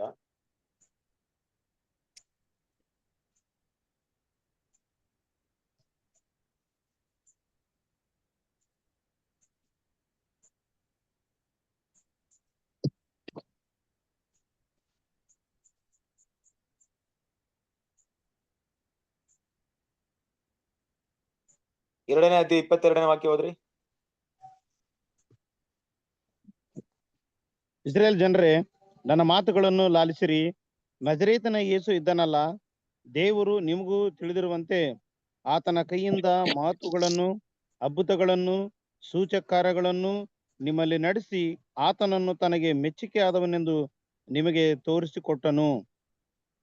ಕಂಟಿನ್ಯೂ ಮಾಡಿ. ಆ ಯೇಸು ದೇವರ ಸ್ಥಿರ ಸಂಕಲ್ಪಕ್ಕೂ ಭವಿಷ್ಯದ ಜ್ಞಾನಕ್ಕೂ ಅನುಸಾರವಾಗಿ ಒಪ್ಪಿಸಲ್ಪಟ್ಟಿರಲು ನೀವು ಅನ್ಯಜನರ ಕೈಯಿಂದ ಆತನನ್ನು ಶಿಲುಬೆಗೆ ಹಾಕಿಸಿ ಕೊಂದಿರಿ. ಆತನನ್ನು ದೇವರು ಮರಣ ವೇದನೆಗಳಿಂದ ಬಿಡಿಸಿ ಎಬ್ಬಿಸಿದನು. ಯಾಕಂದ್ರೆ ಮರಣವು ಆತನನ್ನು ಹಿಡಿದುಕೊಂಡಿರುವುದು ಅಸಾಧ್ಯವಾಗಿತ್ತು. ಅದರ ಹಾಗೆ 3ನೇ ಅಧ್ಯಾಯ 17ನೇ ವಾಕ್ಯ ಓದ್ರಿ. 17 ಬ್ರದರ್. 17 ಅಪೊಸ್ತಲರ ಕೃತ್ಯ 3:17. ಕಡೆ ದಿವಸಗಳಲ್ಲಿ ನಾನು ಎಲ್ಲಾ ಮನುಷ್ಯರ ಮೇಲೆ ನನ್ನ ಆತ್ಮವನ್ನು ಸುರಿಸುವೆನು. ನಿಮ್ಮಲ್ಲಿರುವ ಗಂಡಸರು, ಹೆಂಗಸರು, ಪ್ರವಾಸಿಗರು, ನಿಮ್ಮ ಯೌವನಸ್ಥರಿಗೆ ದಿವ್ಯ ದರ್ಶನಗಳಾಗುವವು. ಅಪೊಸ್ತಲರ ಕೃತ್ಯಗಳು 3ನೇ ಅಧ್ಯಾಯ 17ನೇ ವಾಕ್ಯ. 3ನೇ ಅಧ್ಯಾಯ ಬ್ರದರ್. ಸಹೋದರರೇ, ಅದಿರಲಿ, ನೀವು ಆ ಕಾರ್ಯವನ್ನು ತಿಳಿಯದೆ ಮಾಡಿದಿರೆಂದು ಬಲ್ಲೆನು. ನಿಮ್ಮ ಅಧಿಕಾರಿಗಳು ಅದನ್ನು ತಿಳಿಯದೆ ಮಾಡಿದರು. ಅಲ್ವಾ? ನೀವು ನಿಮ್ಮ ಅಧಿಕಾರ ಏನ್ ಮಾಡಿದಿರಾ? ತಿಳಿಯದೆ ಮಾಡಿದ್ರೆ. ನೋಡಿ ಯಾವ ರೀತಿ ಇದೆ ಅಂದ್ರೆ, ಇಲ್ಲಿ ದೇವರವ್ರನ್ನ ಶಿಕ್ಷಿಸಲಿಲ್ಲ, ದಂಡಿಸಲಿಲ್ಲ, ಬದಲಾಗಿ ಏನ್ ಮಾಡ್ತಿದ್ರೆ? ಕೃಪೆನ ತೋರಿಸ್ತಾ ಇದ್ರೆ. ಆಗ್ಲೂ ಕೂಡ ಯಾವ ರೀತಿ ಕೃಪೆ ತೋರಿಸ್ತಾ ಇದ್ರೆ, ನೀವು ಗೊತ್ತಿಲ್ಲದೆ ಮಾಡಿದಿರಾ ಪರವಾಗಿಲ್ಲ, ಯೇಸುನ ಸಾಯಿಸಿದಿರಾ ಪರವಾಗಿಲ್ಲ, ನಂಬ್ರಿ ಆತನ ಮೇಲೆ, ಆತನ ಮೇಲೆ ನಂಬಿಕೆ ಇಟ್ಟು ನೀವು ಕ್ರಿಸ್ತರನ್ನ ಅಂಗೀಕರಿಸ್ರಿ ಅಂತ ಏನ್ ಮಾಡ್ತಾರೆ? ಈ ಉಪದೇಶನ ಮಾಡಿದಾಗ ನೋಡ್ರಿ, ಇಲ್ಲಿಂದ ದೇವ್ರ ಏನ್ ಮಾಡ್ತಾರೆ? ಸುಮಾರು ಒಂದು 30ರಿಂದ 40 ವರ್ಷ ಕಾಲಾವಕಾಶ ಕೊಡ್ತಾರೆ ಅಲ್ವಾ? ಮೇ ಬಿ ಅಪೊಸ್ತಲರು ರೋಮಾಪುರದವರಿಗೆ ಬರೆದಂತ ಪತ್ರಿಕೆ ಒಂದು 40ನೇ ಒಂದು ಇಸ್ವಿ ಅಲ್ಲೇ ಆಗಿರ್ಬೇಕು. AD 40 and 50 ಆ ಟೈಮಲ್ಲಿ ಏನ್ ಮಾಡಿದಾರೆ? ಈ ಒಂದು ಲೆಟರ್ನ ಏನ್ ಮಾಡಿದಾರೆ? ಬರೆದಿದ್ದಾರೆ. ಮುಖ್ಯವಾಗಿ ನೋಡ್ಬೇಕಾದ್ರೆ ಈ ಒಂದು ವಿಷಯವನ್ನ ನಾವು ಯಾವ ರೀತಿ ಅರ್ಥ ಮಾಡ್ಕೊಬಹುದು ಅಂತ ನೋಡಿದಾಗ, ದೇವರು ಇಸ್ರೇಲ್ ಜನರಿಗೆ ಅವರು ಮಾಡಿದಂತ ತಪ್ಪಿಗೆ ತಕ್ಷಣ ಶಿಕ್ಷೆ ಕೊಡ್ಲಿಲ್ಲ. ಆದ್ರೆ ಏನ್ ಮಾಡಿದ್ರು? ಅವರಿಗೆ ಕೃಪೆಯನ್ನ ಕೊಟ್ರು. ನೀವೇ ಕ್ರಿಸ್ತನ ಸಾಯಿಸಿದಿರಾ, ಆತನ್ನ ಈಗಲೂ ನಂಬ್ರಿ, ಈಗಲೂ ಕೂಡ ನಿಮ್ಗೆ ಕೃಪೆ ಇದೆ. ನಾನೇ ಸಾಯಿಸ್ಬಿಟ್ಟು ಆತ ನಂಬ್ರೆ ನನಗೆ ಕೃಪೆ ಅಂತ. ನೋಡ್ರಿ ಯಾವ ಮಟ್ಟಿಗಿರುತ್ತೆ ದೇವರ ಪ್ರೀತಿ ಅಲ್ವಾ? ಸೊ ಅದರಿಂದ ದೇವ್ರು ಮಾಡಿದ್ರು, ಆ ಕೃಪೆ ಕೊಟ್ರು ಕೂಡ ಕೊನೆಗೂ ಅವ್ರು ಅದನ್ನ ಅಕ್ಸೆಪ್ಟ್ ಮಾಡಿದ್ರಾ? ಯೇಸು ಕ್ರಿಸ್ತನ ನಂಬುದ್ರಾ? ನಂಬಿಲ್ಲ. ನೋಡ್ರಿ, ಕ್ರಿಸ್ತನ ಪ್ರಿಯ ಸರಿ. ಅದೇ ಅಲ್ಲಿ ಬಂದಿದ್ದಂತ ದೇವರ ಒಂದು ಉಗ್ರ ಕೋಪೆಗೆ ಕಾರಣ ಅಲ್ವಾ? ಸೊ ಅದರಿಂದ ಈ ಧರ್ಮಶಾಸ್ತ್ರವನ್ನ ಬಿಟ್ಟು ಯೇಸು ಕ್ರಿಸ್ತನೇ ರಕ್ಷಕನಂತ ನಂಬ್ರಿ. ನಿಮ್ಮ ಪಾಪಗಳಿಂದ ಏನ್ ಮಾಡ್ರಿ? ಬಂದ್ರೆ ಆ ಪಾಪಗಳಿಂದ ನೀವು ಬಿಟ್ಟು ಬಂದ್ರೆ ದೇವರು ನಿಮ್ಮನ್ನ ದಂಡಿಸಲ್ಲ. ನಿಮ್ಮನ್ನ ಸಗಿಸ್ಕೊಂಡಿದ್ದಾರೆ. ನೀವು ತನ್ನ ಮಗನ್ನ ಕೊಂದಾಕಿದ್ರು ಕೂಡ ಏನ್ ಮಾಡಿದ್ದಾರೆ? ದೇವ್ರು ನಿಮಗೋಸ್ಕರ ಏನ್ ಮಾಡಿದ್ದಾರೆ? ಸಗಿಸ್ಕೊಂಡಿದ್ದಾರೆ ಅಲ್ವಾ? ಆದ್ರೆ ನಿಮ್ ನಂಬಿಕೆ ಮಾತ್ರ ಇಟ್ಬಿಟ್ರೆ ಖಂಡಿತವಾಗ್ಲೂ ದೇವರ ಕೋಪದಿಂದ ನೀವು ತಪ್ಪಿಸ್ಕೊಳ್ತೀರಾ. ಹಾಗಾಗಿ ಎಷ್ಟು ಜನ ನಂಬಿಕೆ ಇಟ್ರಲ್ವಾ? ಹೌದು, ಕ್ರಿಸ್ತನ ಪ್ರಿಯ ಸಹೋದರರೇ, ಕ್ರಿಸ್ತರನ್ನ ಶಿಲುಬೆಗೆ ಹಾಕಿದವರು ತುಂಬಾ ಜನ ಯೇಸು ಕ್ರಿಸ್ತನ ಅಂಗೀಕಾರ ಮಾಡಿದ್ರು. ಅದರಲ್ಲಿ ಒಬ್ಬ ಶತಾಧಿಪತಿಯು ಅಲ್ವಾ? ಆ ಚರಿತ್ರೆ ಹೇಳ್ಬೇಕಾದ್ರೆ ಆ ವಸ್ತ್ರವನ್ನ ಪಾಲ್ ಮಾಡ್ಕೊಂಡ್ರಲ್ಲ, ಅವರಲ್ಲಿ ಒಬ್ರು ಏನ್ ಮಾಡಿದ್ರು ಅಂದ್ರೆ ಯೇಸು ಕ್ರಿಸ್ತನ ಏನ್ ಮಾಡಿದ್ರು? ಅಂಗೀಕರಿಸಿದ್ರು ಅಂತ ಅಲ್ವಾ? ರೋಮ್ ಜನಾಂಗ, ಅದರಲ್ಲಿ ಎಷ್ಟೋ ರೋಮರು ಶತಾಧಿಪತಿಗಳು ಕ್ರಿಸ್ತನ ಅಂಗೀಕಾರ ಮಾಡಿದ್ರು, ಕೊರ್ನೇಲಿಯು ತರ. ಇನ್ನು ಎಷ್ಟೋ ಜನ ಏನ್ ಮಾಡಿದ್ರು? ಕ್ರಿಸ್ತರನ್ನ ಮರಣಕ್ಕೆ ಗುರಿಪಡಿಸಿದವರು ನಂತರ ಸತ್ಯವನ್ನು ಕೇಳಿ ಎಷ್ಟೋ ಜನರು ಬರ್ತಾರೆ. ಈಗ ಪೇತ್ರ ಹೇಳ್ಬೇಕಾದ್ರೆ 5,000 ಜನ ಬರ್ತಾರೆ. ಅದರಲ್ಲಿ ಎಷ್ಟೋ ಜನರು ಆ ಶಿಲುಬೆಯಲ್ಲಿ ಹಾಕೋದಕ್ಕೆ ಕಾರಣವಾಗಿದ್ದವರು ಇದ್ರು. ಅದು ತಿಳಿಯದೆ ಮಾಡಿದೀರಾ ಅಂತ ದೇವ್ರು ಅದನ್ನ ಸಗಿಸ್ಕೊಂಡಿದ್ದೀರ ಅಂತ ಅಲ್ವಾ? ಆದ್ರೆ ದೇವ್ರು ನೋಡ್ರಿ, ಆ ಒಂದು ಕೃಪೆನ ಎಷ್ಟ್ರ ಮಟ್ಟಿಗೆ ಅವ್ರು ಕೊಡ್ತಾರೆ. ಅದನ್ನ ಏನಪ್ಪಾ ನೋಡ್ತೀವಂದ್ರೆ, ದೇವರು ನಮ್ಮ ಪಾಪಗಳನ್ನ ದಂಡಿಸದೆ ಇರೋದು ಕೂಡ ಆ ರೀತಿ ಇರುವಂತ ಒಂದು ವಿಷಯನ ದೊಡ್ಡ ಕೃಪೆ. ನಾವು ತಪ್ಪು ಮಾಡ್ತಾ ಇದೀವಿ, ದಂಡಿಸ್ಲಿಲ್ಲ. ಅದು ಏನಪ್ಪಾ ಅಂದ್ರೆ ಕೃಪೆಯನ್ನು ಕೊಡ್ತಾ ಇದಾರೆ ಅಷ್ಟೇ. ಕೀರ್ತನೆ ಹೋದ್ರಿ, 32ನೇ ಕೀರ್ತನೆ 1ರಿಂದ 2.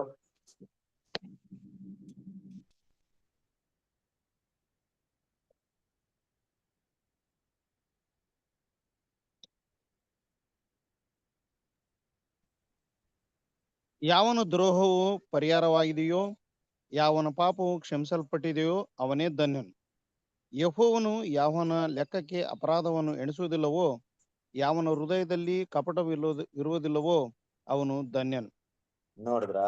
ಯಾವನ ದ್ರೋಹವು ಪರಿಹಾರವಾಗಿದೆಯೋ, ಯಾವನ ಪಾಪವು ಕ್ಷಮಿಸಲ್ಪಟ್ಟಿದೆಯೋ ಅವನೇ ಧನ್ಯನು. ಯೆಹೋವನು ಯಾವನ ಲೆಕ್ಕಕ್ಕೆ ಅಪರಾಧವನ್ನು ಎಣಿಸುವುದಿಲ್ಲವೋ. ನೋಡ್ರಿ ಹೆಂಗಿದೆ. ಅಪರಾಧ ಅಂದಾಗ ದೇವ್ರ ಏನ್ ಮಾಡ್ತಾರೆ ಅಂದ್ರೆ ಪ್ರತಿಯೊಬ್ಬರಿಗೂ ಒಂದು ಕೌಂಟ್ ನ ಇರ್ತಾರೆ, ಪ್ರತಿಯೊಬ್ಬ ಮನುಷ್ಯನಿಗೂ ಪ್ರತಿಯೊಬ್ಬ ಜನಾಂಗಕ್ಕೂ ಇರ್ತಾರೆ. ಯಾವ ರೀತಿ ಗೊತ್ತಾ? ಅವರ ಪಾಪವನ್ನ ಅವ್ರು ಮಾಡ್ತಾ ಇರ್ಬೇಕಾದ್ರೆ ದೇವ್ರು ದಂಡಿಸಿದೆ ಕೆಲವೊಂದು ಕಾಲಾವಕಾಶವನ್ನು ಅವ್ರಿಗೆ ಕೊಡ್ತಾರೆ, ಕೆಲವೊಂದು ಸಮಯವನ್ನು ಕೊಡ್ತಾರೆ. ಯಾತ್ರ ಸಮಯ ಕೊಡ್ತಾರೆ? ಮಾಡ್ಲಿ, ಆದ್ರೆ ನಾನೇನೋ ಈಗ ದಂಡನೆ ಕೊಟ್ಬಿಟ್ರೆ ಅವ್ರ ಕತೆ ಮುಗಿಯುತ್ತೆ.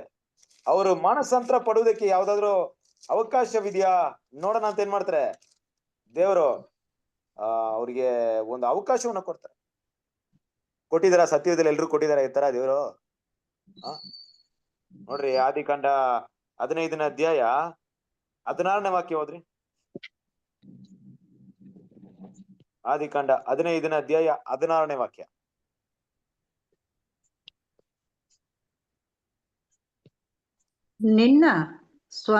ನಿನ್ನ ಸಂತತಿಯವರು 4ನೇ ತಲಾಂತರದಲ್ಲಿ ಇಲ್ಲಿಗೆ ತಿರುಗಿ ಬರುವರು. ಅಮೋರಿಯರ ಅಪರಾಧವು ಇನ್ನೂ ಪೂರ್ಣ ಸ್ಥಿತಿಗೆ ಬರಲಿಲ್ಲ ಎಂದು ಹೇಳಿದನು. ನೋಡಿ, ಅಮೋರಿಯರ ಅಪರಾಧವು ಇನ್ನೂ ಪೂರ್ಣ ಸ್ಥಿತಿಗೆ ಬರಲಿಲ್ಲ ಅಂದ್ರೆ ಅಪರಾಧ ಮಾಡ್ತಾ ಇದಾರೆ. ನಾನು ದಂಡಿಸಲ್ಲ ಅವ್ರನ್ನ, ಟೈಮ್ ಕೊಡ್ತೀನಿ ಇನ್ನ ಅವ್ರಿಗೆ. ಅವ್ರು ಅದನ್ನೇನಾದ್ರು ತಿದ್ಕೊಳ್ದೆ ಅದನ್ನೇ ಮಾಡ್ಕೊಂಡು ಆ ಅಪರಾಧ, ನಾನು ಇರುವಂತ ಒಂದು ಮೆಜರ್ಮೆಂಟ್ ಇದೆಯಲ್ಲ, ಮೆಜರ್ಮೆಂಟ್ ಏನೋ ಮುಟ್ಬಿಟ್ರೆ, ಪೂರ್ಣಕ್ಕೆ ಬಂದ್ಬಿಟ್ರೆ ಅವಾಗ ಶಿಕ್ಷಿಸ್ತಾನೆ ಅವ್ರಿಗೆ. ಅಲ್ಲಿವ್ರು ನಾನು ಏನು ಮಾಡಲ್ಲ. ನೋಡ್ರಿ ದೇವ್ರ ಕೃಪೆ ಹೆಂಗಿದೆ. ಯಾಕೆ ಈ ರೀತಿ ದೇವ್ರು ಇರೋದಂದ್ರೆ, ನೋಡ್ರಿ, ಪಾಪವನ್ನ ಮಾಡುವಂತ ಯಾವುದೇ ವ್ಯಕ್ತಿ ಇರ್ಬೋದು, ದ್ರೋಹವನ್ನ ಅಪರಾಧಗಳನ್ನ ಮಾಡುವಂತ ಪ್ರತಿಯೊಬ್ಬ ವ್ಯಕ್ತಿ ಇರ್ಬೋದು, ಅದರಿಂದ ಅವನಿಗೆ ಒಳ್ಳೇದೇ ನಡೆಯಲ್ಲ. ಅದರಿಂದ ಹಲವಾರು ಹಾನಿಕರ ವಿಷಯ ನಡೆಯುತ್ತೆ. ಒಂದ್ ವೇಳೆ ಅದನ್ನ ಅವನು ತಿದ್ಕೊಂಡು ದೇವ್ರ ಕಡೆಗೆ ಬಂದು, ಇಲ್ಲವ ಈಗ ಮಾಡಿದ್ರಿಂದ ನನ್ಗೆ ಇಷ್ಟೊಂದಿದೆ, ದೇವ್ರ ಸನ್ನಿಧಿ ಬಿಟ್ಟು ಹೋಗ್ಬಿಟ್ಟಿದೀನಿ, ಇಲ್ಲ ದೇವ್ರೆ ನಿಮ್ಮ ಹತ್ರ ಬರ್ತೀನಿ ಅಂತ ಬಂದ್ರೆ ಖಂಡಿತ ದೇವ್ರು ಕ್ಷಮಿಸ್ಬಿಡ್ತಾರೆ. ಆದ್ರೆ ಆ ಅಪರಾಧಗಳಲ್ಲೇ ಅವ್ನು ನಿರಂತರವಾಗಿದ್ದು ಅದನ್ನೇ ಮುಂದುವರ್ಸ್ಕೊಂಡು ಹೋದ್ರೆ ದೇವರ ಉಗ್ರ ಕೋಪ ಬರುತ್ತೆ. ಅದನ್ನ ದೇವರು ಕಾರಣಾಂತರಗಳಿಂದ ಎಲ್ಲರ ಪಾಪವನ್ನ ಏನ್ ಮಾಡಿದ್ರು, ಕೆಲವೊಂದು ಕಾರಣದಿಂದ ಅದನ್ನ ಲೆಕ್ಕಕ್ಕೆ ತಗೊಳ್ಳಿಲ್ಲ. ಅದನ್ನ ದೇವರು ಸಗಿಸ್ಕೊಂಡ್ ಬಂದ್ರು. ಈ ಪಾಪ ಮಾಡ್ತಾ ಇದ್ರೆ ಇನ್ನು ಸ್ವಲ್ಪ ದಿನ ಆಗ್ಲಿ ಕ್ರಿಸ್ತನ್ ಬಂದ್ಬಿಡ್ತಾರೆ, ಯೇಸು ಕ್ರಿಸ್ತನ್ ಬಂದ್ಬಿಟ್ರೆ ಅವ್ರನ್ನ ಲೋಕಕ್ಕೆ ತೋರ್ಸ್ಕೊಡೋಣ, ನನ್ನ ಪ್ರೀತಿ ಏನಂತ ಲೋಕಕ್ಕೆ ತೋರ್ಸ್ಕೊಡೋಣ, ಇಸ್ರೇಲ್ ಜನರಿಗೆ ತೋರ್ಸ್ಕೊಡೋಣ ಆ ಪ್ರೀತಿ ಏನಂದ್ಬಿಟ್ಟು. ಅದ್ರಲ್ಲಿ ಹಲವಾರು ಜನರು ದೇವ್ರು ನಮ್ಮನ್ನ ಇಷ್ಟು ಮಟ್ಟಿಗೆ ಪ್ರೀತಿ ಮಾಡಿದಾರ, ತನ್ನ ಒಬ್ಬನೇ ಮಗನ ಕೊಟ್ಟಿದಾರ, ನಾನು ಇಷ್ಟು ಮಟ್ಟಿಗೆ ದ್ರೋಹಿ ಆಗಿದ್ದೀನ, ದೇವರ ಈ ಪಾಪವನ್ನ ಬಿಟ್ಬಿಡ್ತೀನಿ ಅಂತ ತೆಗೆದಾಕ್ಬಿಟ್ಟು ಎಷ್ಟೋ ಜನ ಬಂದ್ಬಿಡ್ತಾರೆ. ಆದ್ರೆ ನಾನೇನಾದ್ರೂ ಈಗ ಶಿಕ್ಷೆ ಮಾಡಕ್ ಹೋಗ್ಬಿಟ್ರೆ ಅವರು ಆ ಕೃಪೆನ ಹೊಂದಿದೆ ನನ್ನಿಂದ ದೂರವಾಗ್ಬಿಡ್ತಾರೆ. ಅದನ್ನ ಸ್ವಲ್ಪ ಸಗಿಸ್ಕೊಳ್ಳೋ ಅಂತ ದೇವ್ರೇನ್ ಮಾಡಿದ್ರೆ ಹಲವಾರು ಬಾರಿ ಈ ರೀತಿ ಸಗಿಸ್ಕೊಂಡಿದ್ದಾರೆ ಕ್ರಿಸ್ತನ ಪ್ರೀತಿಯ ಸರಸವರೇ. ಏನಕ್ಕೆ ಅಂದ್ರೆ ತಾನು ತನ್ನ ಮಗನ ಮೂಲಕ ತೋರಿಸುವಂತ ಪ್ರೀತಿಯ ಮೂಲಕ ಎಲ್ರನ್ನ ಕರಿಬೇಕಂತ ಏನ್ ಮಾಡಿದ್ರೆ ಸಗಿಸ್ಕೊಂಡಿದ್ದಾರೆ. ಯೋಚನೆ ಮಾಡ್ರಿ, ಈಗ ಪಾಪ ಮಾಡುವಂತ ವ್ಯಕ್ತಿಗೋಸ್ಕರ ದೇವ್ರ ದಯೆನ ತೋರಿಸ್ತಾ ಇದ್ರೆ, ಕೃಪೆನ ತೋರಿಸ್ತಾ ಇದ್ರೆ, ಅನುಕಂಪವನ್ನ ತೋರಿಸ್ತಾ ಇದ್ರೆ. ಆ ಪಾಪ ಮಾಡುವಂತ ವ್ಯಕ್ತಿ ಯೇಸು ಕ್ರಿಸ್ತನ ಬಳಿಯನ್ನ ನೋಡಿದಾಗ ಯಾವ ಮನೋಭಾವನೆಯಲ್ಲಿ ನೋಡ್ತಾನೆ, ಏನಂತ ನೋಡ್ತಾನೆ ಅಂದ್ರೆ, ನಾನ್ ಪಾಪ ಮಾಡಿದ್ದಕ್ಕೆ ನನ್ನನ್ನ ದಂಡಿಸಿದೆ, ದೇವ್ರು ಯಾರನ್ನ ದಂಡಿಸಿದ್ದಾರೆ? ತನ್ನ ಒಬ್ಬನೇ ಮಗನ ದಂಡಿಸ್ಬಿಟ್ರಲ್ಲಪ್ಪ, ನಾನು ಶಿಕ್ಷೆ ಹೊಂದ್ಬೇಕಾಗಿತ್ತು. ಪಾಪ ಎಂತ ದೇವ್ರು ನಮ್ ತಂದೆ, ಆಯ್ತು ತಂದೆ ಇನ್ಮೇಲೆ ಈ ಪಾಪ ಮಾಡಲ್ಲ ಅಂತ ಬರ್ಬೇಕು ಅನ್ನೋಂತ ಮನಸ್ಥಿತಿ ಬರುವಂತ ಉದ್ದೇಶಕ್ಕೋಸ್ಕರ ಈ ವಿಷಯಗಳನ್ನ ಮಾಡ್ತಾ ಇದಾರೆ. ಪ್ರತಿಯೊಬ್ಬರಲ್ಲೂ ಈ ರೀತಿ ಬರ್ಬೇಕು ಅಲ್ವಾ? ಒಬ್ಬನ್ನ ಪಾಪದಿಂದ ಬಿಡುಗಡೆ ಮಾಡೋದಕ್ಕೆ ದೇವರಿಟ್ಟಿರುವಂತ ಈ ಪ್ರೀತಿಗಿಂತ ಉನ್ನತವಾದ ಪ್ರೀತಿನ ಯಾರ ತೋರ್ಸಕ್ಕಾಗುತ್ತಾ? ಈ ಪ್ರಪಂಚದಲ್ಲಿ ತೋರ್ಸಕ್ಕಾಗುತ್ತಾ? ಯೋಚನೆ ಮಾಡ್ರಿ, ಒಬ್ಬ ಪಾಪಿ ಪಾಪ ಮಾಡ್ತಾ ಇದ್ರೆ ಅವನ್ ಪಾಪವನ್ನ ದಂಡಿಸದೆ ಬಿಟ್ರೆ ಏನ್ ಮಾಡ್ತಾನೆ? ಇನ್ನೂ ಹೆಚ್ಚಾಗಿ ಮಾಡ್ತಾನೆ. ತಕ್ಷಣ ದಂಡಿಸ್ಬಿಟ್ರೆ ಏನ್ ಮಾಡ್ತಾನೆ? ಏನಾಗ್ಬಿಡುತ್ತೆ? ಯೋಚನೆ ಮಾಡ್ರಿ. ಅವ್ನ್ ಗೊತ್ತಿಲ್ಲದೆ ಏನೋ ಮಾಡಿರ್ತಾನೆ, ತಿದ್ಕೊಳ್ಳೋಕೆ ಅವಕಾಶ ಇರಲ್ಲ, ಒಳ್ಳೆಯವನಾಗೋಕೆ ಅವಕಾಶ ಇರಲ್ಲ ಅವ್ನಿಗೆ. ಯಾರೊಬ್ರು ಏನೋ ಮಾಡ್ಬಿಟ್ರೆ ತಕ್ಷಣ ಅವ್ರಿಗೆ ಶಿಕ್ಷೆ ಕೊಟ್ಬಿಟ್ರೆ ಅದ್ರ ಪರಿಣಾಮ ಏನಾಗ್ಬಿಡುತ್ತೆ? ಅವ್ರು ಮುಂದೊಂದ್ ದಿನ ಒಳ್ಳೆಯವರಾಗಿರೋದಕ್ಕೆ ಎಲ್ಲೋ ಅವಕಾಶ ಇದ್ದಿರ್ಬೋದು, ಅದು ಇಲ್ದೆ ಹೋಗ್ಬಿಡುತ್ತೆ. ಆದ್ರೆ ಅದನ್ನ ಹಾಗೆ ಬಿಟ್ರೆ ಅವ್ರು ಇನ್ನು ಪಾಪದಲ್ಲಿ ಬೆಳೀತಾ ಇರ್ತಾರೆ. ಇದಕ್ಕೆಲ್ಲ ಒಂದ್ ಪರಿಹಾರ ಏನಪ್ಪಾ ಅಂದ್ರೆ, ಅವರು ಮಾಡಿದಂತ ಪಾಪವನ್ನಕ್ಕೋಸ್ಕರ ಇನ್ನೊಬ್ಬರನ್ನ ಶಿಕ್ಷೆ ಮಾಡಿದಾಗ, ನೀನು ತಿನ್ಬೇಕಾಗಿರೋಂತ ದಂಡನೆ ನಾನು ಅನುಭವಿಸ್ಬೇಕಾದ ಶಿಕ್ಷೆನ ಇನ್ನೊಬ್ರು ಅನುಭವಿಸಿದ್ರು ಅಂತ ವಿಷಯ ಮನಸ್ಸಿಗೆ ಬಂದಾಗ, ಆ ರೀತಿ ಮಾಡಿದಂತ ಪುಣ್ಯ ವ್ಯಕ್ತಿ ಯಾರಪ್ಪ? ನಾನ್ ಪಡ್ಬೇಕಾದಂತ ಕಷ್ಟವನ್ನ ಅನುಭವಿಸಿದ ಯಾರಪ್ಪ ಅಂತ ಮನಸ್ಸು ಬಂದಾಗ ಬದಲಾವಣೆ ಆಗ್ತಾರೆ ಅನ್ನೋದು ದೇವರ ಒಂದು ಉದ್ದೇಶ. ಚೇಂಜ್ ಆಗ್ತಾರೆ ಅಂದ್ಬಿಟ್ಟು. ಏನಂತ ಹೇಳ್ಬೋದು ಇದಕ್ಕೆ? ದೇವ್ರ ಪ್ರೀತಿ ಅಲ್ವಾ?